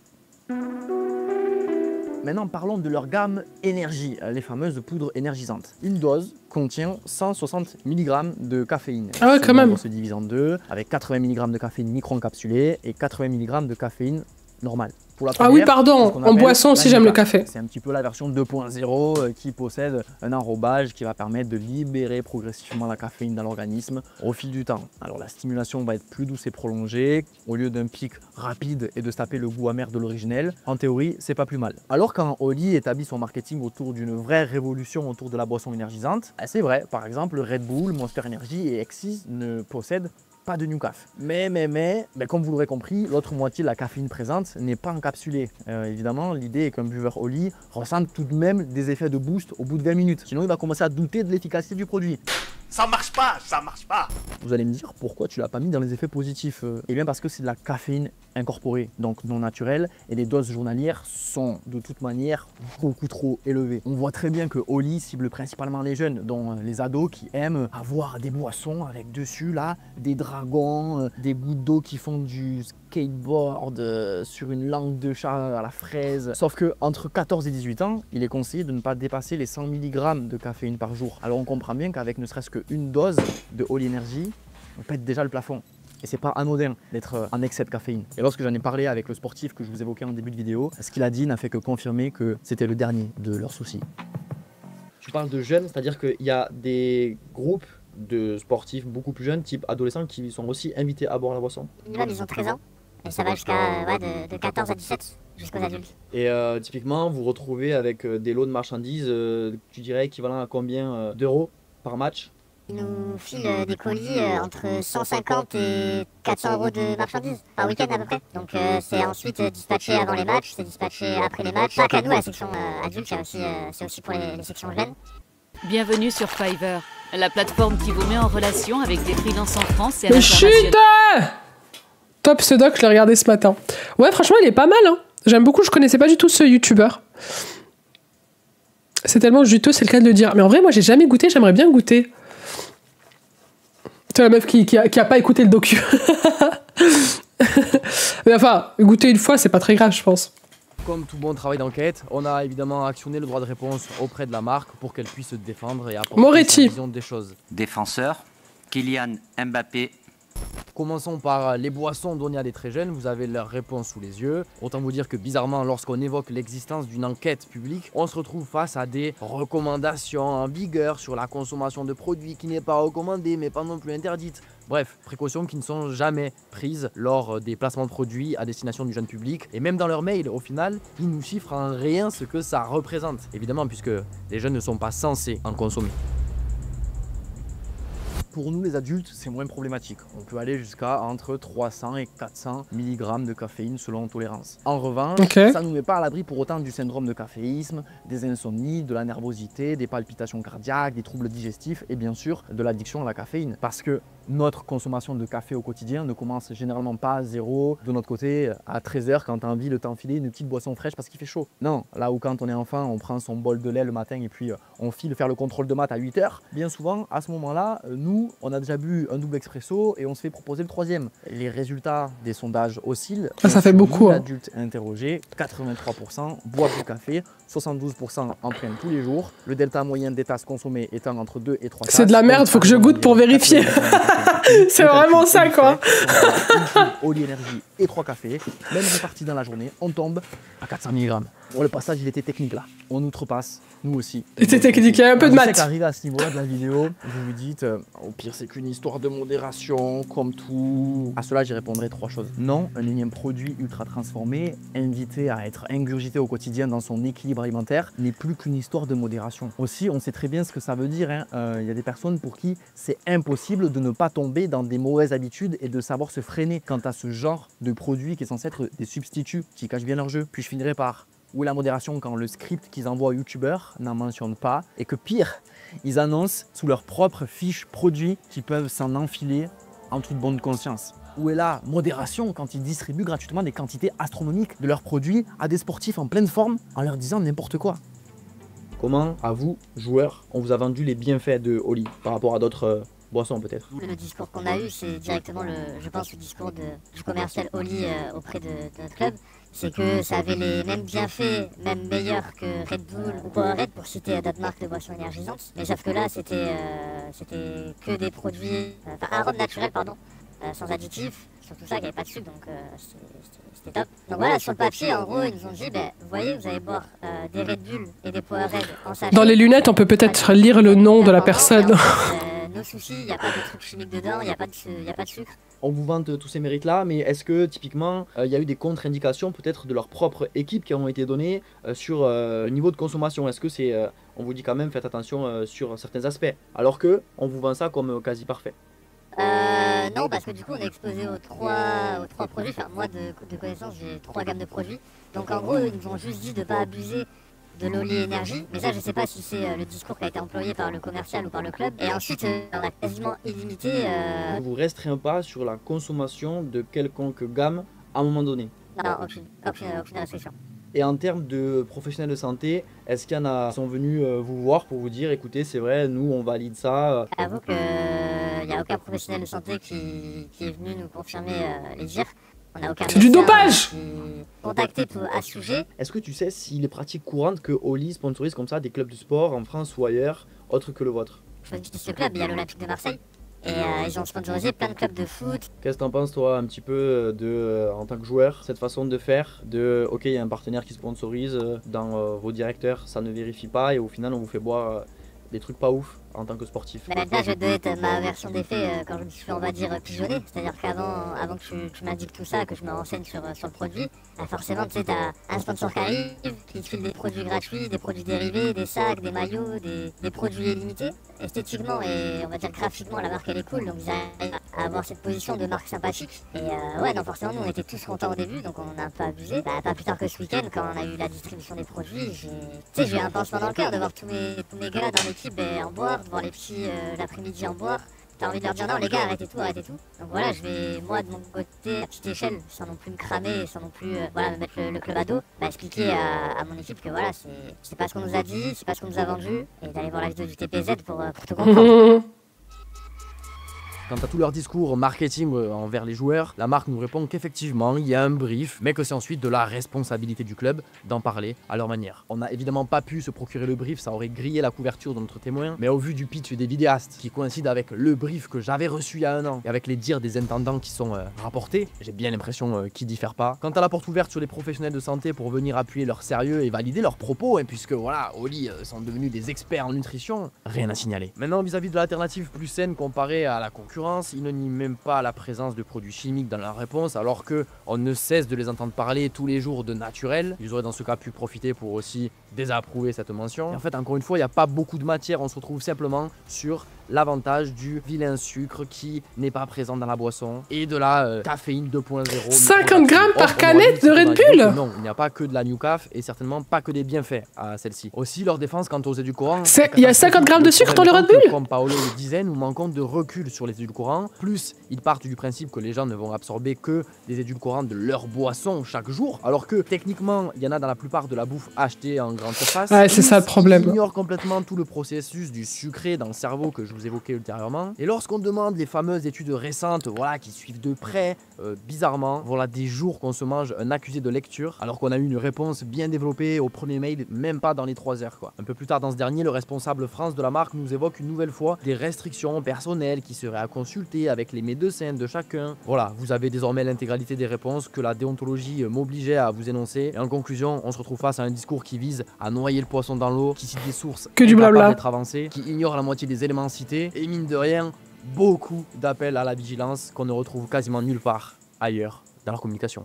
Les arguments qui font que je vous déconseille de boire du Oli ne s'arrêtent pas là. Pour les boissons énergisantes, il existe bien des bienfaits sur la consommation de café avant un effort, mais il y a aussi des effets secondaires quand tu as une surconsommation. Donc l'augmentation du rythme cardiaque par exemple, la déshydratation, pic d'énergie suivi d'une chute car tu as arrêté trop rapidement la caféine, des troubles digestifs et plein d'autres. Là maintenant je vais te parler de la gamme hydratation qui est à destination des sportifs mais qui ne correspond pas du tout aux attentes des sportifs. Moi ce qui m'a marqué en tout cas c'est qu'elle se dit plus saine et que les autres boissons sportives sont trop sucrées et ça me pose un problème. En gros les normes en minéraux ne sont pas du tout atteintes et elles ne sont pas suffisantes pour les sportifs. Il y a 2 gammes pour les sportifs au niveau de l'effort. Il y a les boissons électrolytes et les boissons énergisantes. Si tu compares par rapport aux boissons électrolytes du marché, ces boissons là sont riches en minéraux et peu riches en glucides et sont pour des efforts assez courts. Et pour avoir testé Oli, TPZ m'a passé un échantillon, j'ai essayé pendant le sport et c'est bien plus sucré en goût que les boissons électrolytes. Par contre, si on compare aux boissons énergétiques qui sont riches en minéraux et riches en glucides, c'est vraiment pas logique. Parce que le principe des boissons énergétiques, c'est d'avoir des glucides. Il y a 30 grammes de glucides par heure d'effort pour des efforts longs, et ben c'est normal que ce soit sucré. Donc le marketing, il est super bien fait parce qu'on peut tomber dans le panneau et surtout dans les raccourcis sans chercher à vouloir comprendre. En gros, ils veulent te créer un côté healthy et ne se retrouvent dans aucune des bonnes cases, ni la gamme sportif, ni la gamme sédentaire. Un choix simple par exemple pour les personnes sédentaires, ça serait plutôt de s'orienter par exemple dans des feuilles de menthe dans de l'eau ou du citron ou bien des infusions trempées pour te donner un premier goût dans un premier temps pour essayer de réduire ces boissons sucrées et pour continuer d'avoir ce besoin de goût sucré par la suite tout en diminuant progressivement. Donc pour résumer, pour toi ami sportif, si tu veux vraiment avoir un gain d'énergie pendant l'effort, fonce plutôt sur des boissons énergétiques maison ou celles du commerce avec des bons apports nutritionnels. Par contre, pour la boisson énergisante, si tu écoutes juste ton corps ou au pire juste du miel, sieste, en dormant et en réduisant les charges d'entraînement quand il le faut, tu n'auras pas de fatigue chronique et tu n'auras pas de raison d'aller vers ces boissons-là. Juste en vrai, en boisson énergisante, tu prends une cuillère de miel, tu la mélanges avec de l'eau et c'est bon, tu as de l'énergie. En vrai? Ou tu prends une banane, tu prends une date.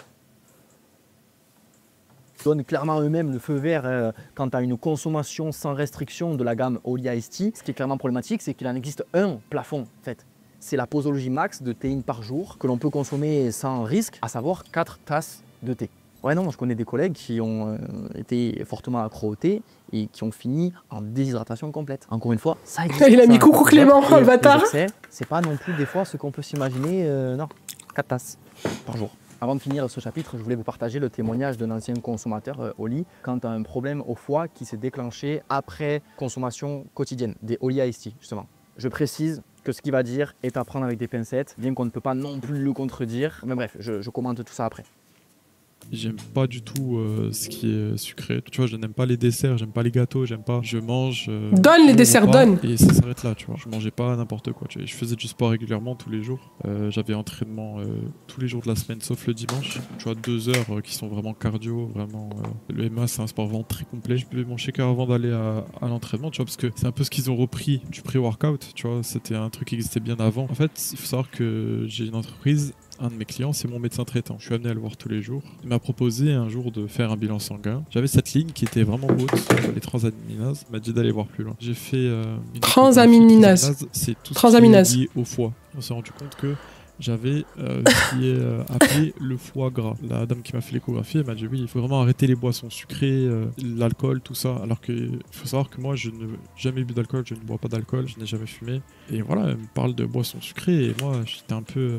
je bois du Oli qui est censé ne pas avoir de sucre, etc. Donc je creuse un peu plus la question. Le marketing qui est autour, il est vraiment trompeur parce que la gamme énergie... C'est ça le problème. C'est une cuillère par jour, tu vois. je respectais ça, je n'allais jamais plus loin. Mais la gamme thé, et ben ça, je m'en souviens exactement à cette époque. Buvais sans limite. Quand je lisais ça, du coup, ça m'amenait à... Tu vois, je buvais 1 de énergie, mais par contre, le thé, je dois en boire 1, 2, 3, 4 par jour pour remplacer l'eau. Mais j'ai totalement arrêté au lit, 6 mois après. C'est revenu à la norme, j'ai pas fait une échographie. Je suis allé voir un médecin qui a touché mon foie, tu vois, et qui m'a dit que voilà, il y avait plus de foie gras. Bien que je ne puisse vérifier qu'au fond, il s'agit de quelqu'un très bienveillant qui ne veut pas le malheur d'une entreprise allemande et que, comme il m'a dit, il ne consomme que très rarement de l'alcool et qu'il a une alimentation équilibrée, donc ce qui favorise effectivement une bonne santé hépatique. Les docteurs qu'on a consultés de notre côté pour essayer de rétablir le diagnostic qu'on lui avait déjà fait, ne contestent tout de même pas, au vu de leurs composants, les boissons au lit peuvent effectivement jouer dans la dégradation de l'organe cité. Mais à la décharge de la marque, disons que comme toutes ses concurrentes, l'effet toxique sur le foie n'est pas direct. Mais à un moment donné, effectivement, avec tes 2-3 litres par jour, tu ajoutes évidemment une charge hépatique. Aussi, un médecin nous a signalé que le fait qu'il fasse autant de sport, à savoir du MMA tous les jours, peut également faire stonk les risques d'apparition d'un foie gras. Stonk! Alors les deux cumulés, ça fait évidemment un mauvais mélange. Encore une fois, pas donner grand chose quoi. Morale de l'histoire, n'ayez pas le coude très léger avec ce genre de soda révolutionnaire, surtout si vous êtes très sportif. Au lit, en vrai, Fauveski. Nutrition, profitons d'être dans tout ce qui entoure une meilleure prise d'énergie, quoi consommer peut-être le matin, tout ça, machin, pour les petits coups de boost. Vous prenez 1 Kilogramm Kartoffeln, 1 Liter Milch, 3 Eier und Muskatnuss. Pour écouter Paolo, qui va rapidement glisser 2-3 clés pour les personnes qui aimeraient justement avoir des petits tips d'hygiène de vie et réduire leur consommation de café, de sucre, etc. Des conseils dont je vais me servir beaucoup parce que moi perso, j'ai naturellement un petit peu d'énergie, mais le problème c'est que je peux pas boire de café étant donné que ça me fait poser 2 classiques par heure. C'est vrai que moi le caca m'aide à chier, je vous le dis. Pourquoi il a des rêves de vieux. Mais nous sommes vieux. La commu est vieille là. De Funès. Ah merde, attendez. Suffisamment pour ton. Excusez-moi. Voilà. Avec les bonnes composantes dans l'assiette et surtout de ne pas avoir la dalle. Bon, ça passe surtout par une alimentation moins transformée, plus brute, avec la notion de plaisir. Impérativement. N'essaie pas de supprimer des aliments constamment. Il y en a certains que tu vas juger plus essentiels pour ton plaisir personnel et ils peuvent rester mais de manière plus ponctuelle et cohérente pour ta santé. Bon, si ça fonctionne, tant mieux. Mais si ça fonctionne pas entièrement... Au lit, c'est comme les mecs qui draguent, le marketing est vraiment trompeur. Il va falloir creuser plus loin le sujet. Ta consommation excessive de sucre, elle peut être due à plusieurs facteurs. Ça peut être un manque de sommeil, ça peut être un schéma d'alimentation familiale, ça peut être un refuge d'ennui ou de stress pendant ta journée, ça peut être un appel du corps qui est en manque d'énergie aussi, tout simplement parce qu'il est sous-alimenté. En gros, ce que tu vas devoir faire, c'est être un petit détective et résoudre l'enquête toi-même. Et si tu n'y arrives pas seul, de toute façon, salut. Les régimes, c'est basé sur un concept ultra simple. Tu réduis, tu réduis, tu réduis et tu interdis. Je pense 70 à 80% des gens qui viennent me voir juste pour la perte de poids, faut te dire que j'augmente la quantité dans l'assiette. Beaucoup plus que ce qu'ils avaient avant de me rencontrer. Si j'ai un message à te faire passer, c'est surtout te dire que, par exemple, manger mieux, c'est surtout pas manger moins. Des fois, c'est le cas, mais des fois non. Même des fois, ça n'a rien à voir avec ce qu'ils mangent. Et on ne peut pas juste simplifier une personne avec un vécu complexe derrière elle, juste sur ça.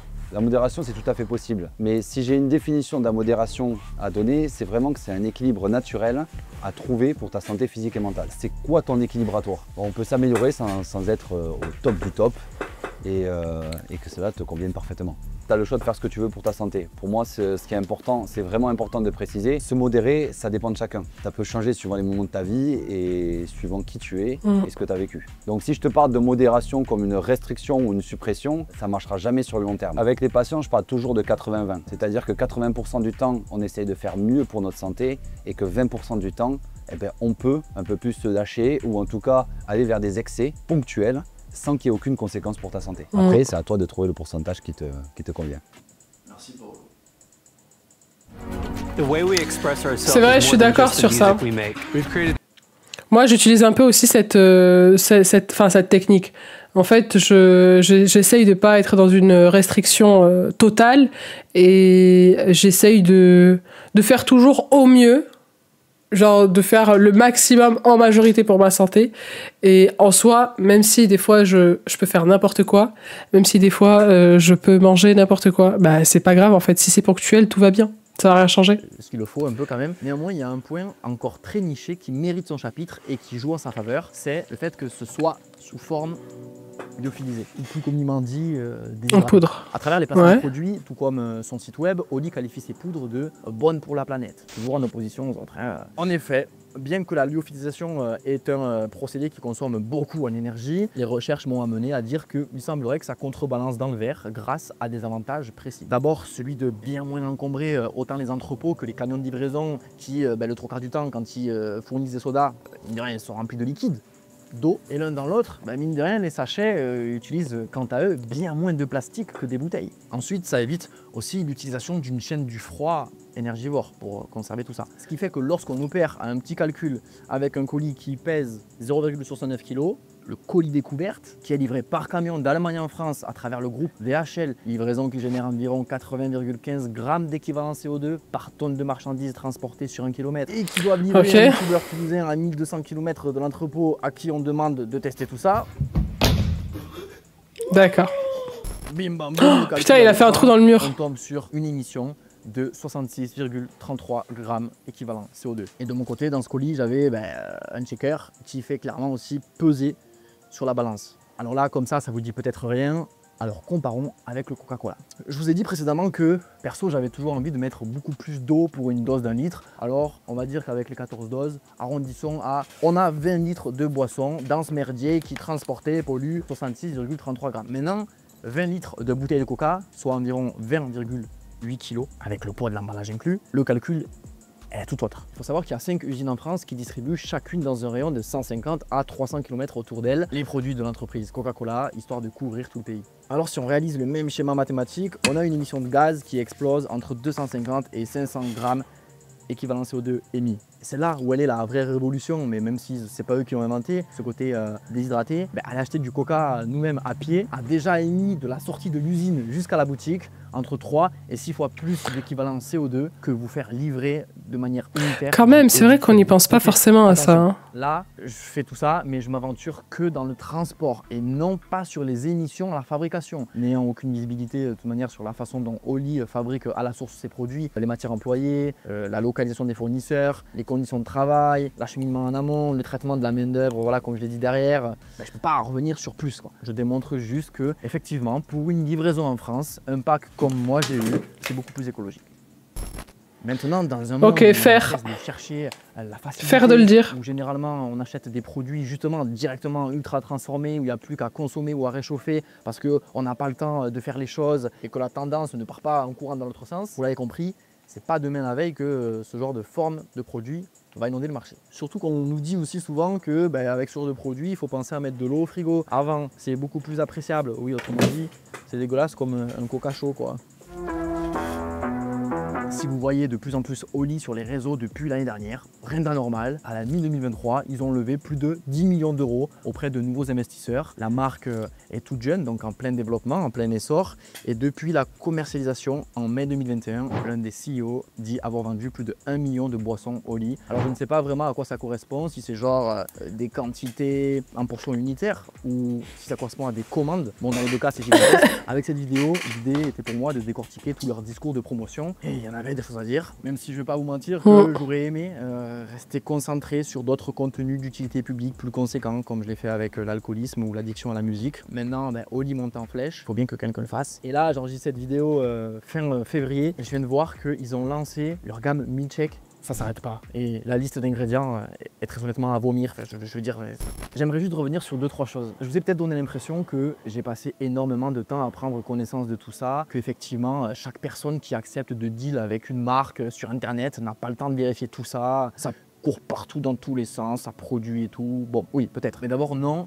Pour moi, là, le plus long a surtout été de préparer la vidéo, me renseigner, ça fait déjà 1 an que c'est fait. Et juste une petite question comme ça. Pourquoi toutes ces personnes-là n'auraient pas le temps? Je suis désolé, j'apprécie le 3/4 des gens que j'ai mis en introduction. Les autres, soit je les connais pas, soit je consomme pas leur contenu. Mais il faut dire ce qui est. Si moi, j'ai eu le temps, alors que n'ayant ni assez de vues, ni assez d'abonnés pour vivre de YouTube, qu'à côté, je me lève pour des chantiers à 6 h du mat, que je fais moi-même avancer 5 vidéos en même temps pour être dans un flux et que dessus, je gère tout quasiment moi-même, de l'écriture au montage, au relationnel avec les spécialistes qui m'accompagnent, les problèmes qui peuvent arriver, nanani nanana. C'est pas à moi qu'il faut parler de manque de temps. Je sais pas du tout qui verra cet épisode et qui y réagira sur les réseaux ou en commentaire, je sais pas. J'espère juste. Ouais, il a pré-shot. Je suis là pour réagir, je suis là. J'ai pas mis une drop de personnes. J'ai foutu une putain de liste exhaustive quasiment en intro, histoire de dire que tout le monde y est passé. Mon idée, c'était surtout d'aller attraper la veste d'une marque. Et le reste n'est que pauvre exemple, hein, mine de rien, d'un système qui a pris une mauvaise habitude. Créer les intermédiaires, faire vérifier les trucs, faire confiance. Ok, c'est validé, bim bam boum, ça teste ou pas. Espérons un peu de résilience, de remise en question sur nous autres youtubeurs. Voilà, on se doit de plus agir comme ça. À l'époque des Diablo X9, les sponsors étaient hyper mal vus et maintenant elles sont faites de façon aveugle. Je suis conscient hein, que ça représente c'est vrai, une bonne grande entrée d'argent. C'est pas facile non plus à dire non à un beau chèque. Sauf qu'aujourd'hui, excusez-moi, c'est pas non plus tous les créateurs qui se la donnent, qui font des montages de zinzin, ils ont du monde de partout, ils ont des sources de revenus différentes. Voilà, personnellement, ça me pose pas de problème quand un vidéaste fait la sponsor d'un jeu mobile ou d'un VPN qu'il n'utilise même pas, mais qui soit du coup c'est un produit qui coûte qu'un simple téléchargement, soit un petit abonnement, voilà, la personne elle s'y retrouve ou alors elle l'arrête. Mais là, on parle de créer des mauvaises habitudes alimentaires et on a clairement franchi un cap. Big up aux créateurs d'ailleurs qui reconnaissent sur des lives ou quoi que hors sponsor. Igral, je le consomme pas. J'ai jamais fait de pub au lit. AirUp, je le consomme pas dans la vie de tous les jours quand je suis en sport. NordVPN, j'utilise jamais. À l'étranger.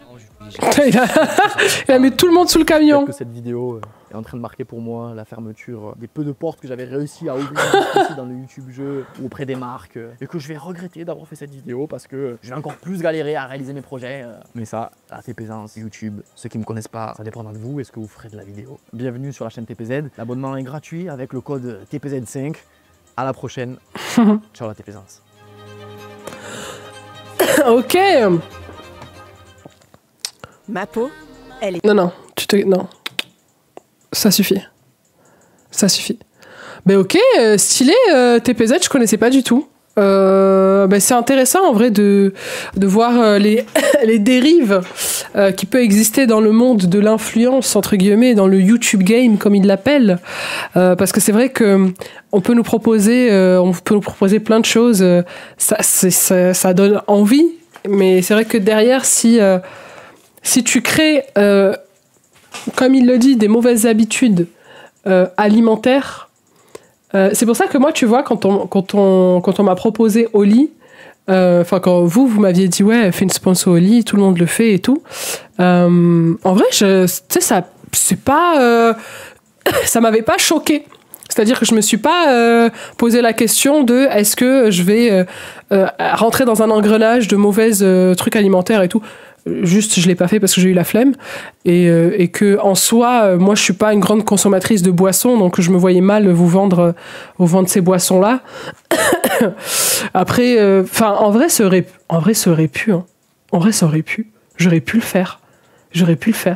Mais c'est vrai que parce qu'ils trompent aussi les influenceurs, les créateurs et tout, ils les trompent aussi parce qu'ils leur vendent le truc comme étant quelque chose de sain. Donc Inox, mon crush gars du moment, il est trop BG. Alors moi pour le coup, Inox c'est pas du tout ma cam de mec. Il a, je veux dire en termes de crush, amour, attirance et tout. En termes de amis rigolo et tout, et ouais, de ouf. Mais en termes de crush, dans le YouTube game, non, je vais pas commencer à vous dire qui sont mes crushs.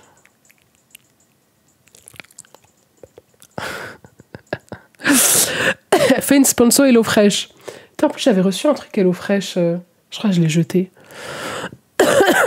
Mais HelloFresh c'est quoi? Tu reçois de la bouffe, je sais même pas ce que c'est. Mais mon dieu Pipa, quand tu parlais de Oli tout à l'heure, j'ai pensé à Big Flo et Oli et j'avais peur que ça ait un souci genre oh non, Big Flo et Oli, putain, Oli qui s'en prend plein la gueule pour rien quoi. Je les apprécie mais sait-on jamais. Ah, toujours sait-on jamais de toute façon. Ah, toujours, vous mettez tout le temps. You never know. Mais putain, pauvre Oli, putain, merde.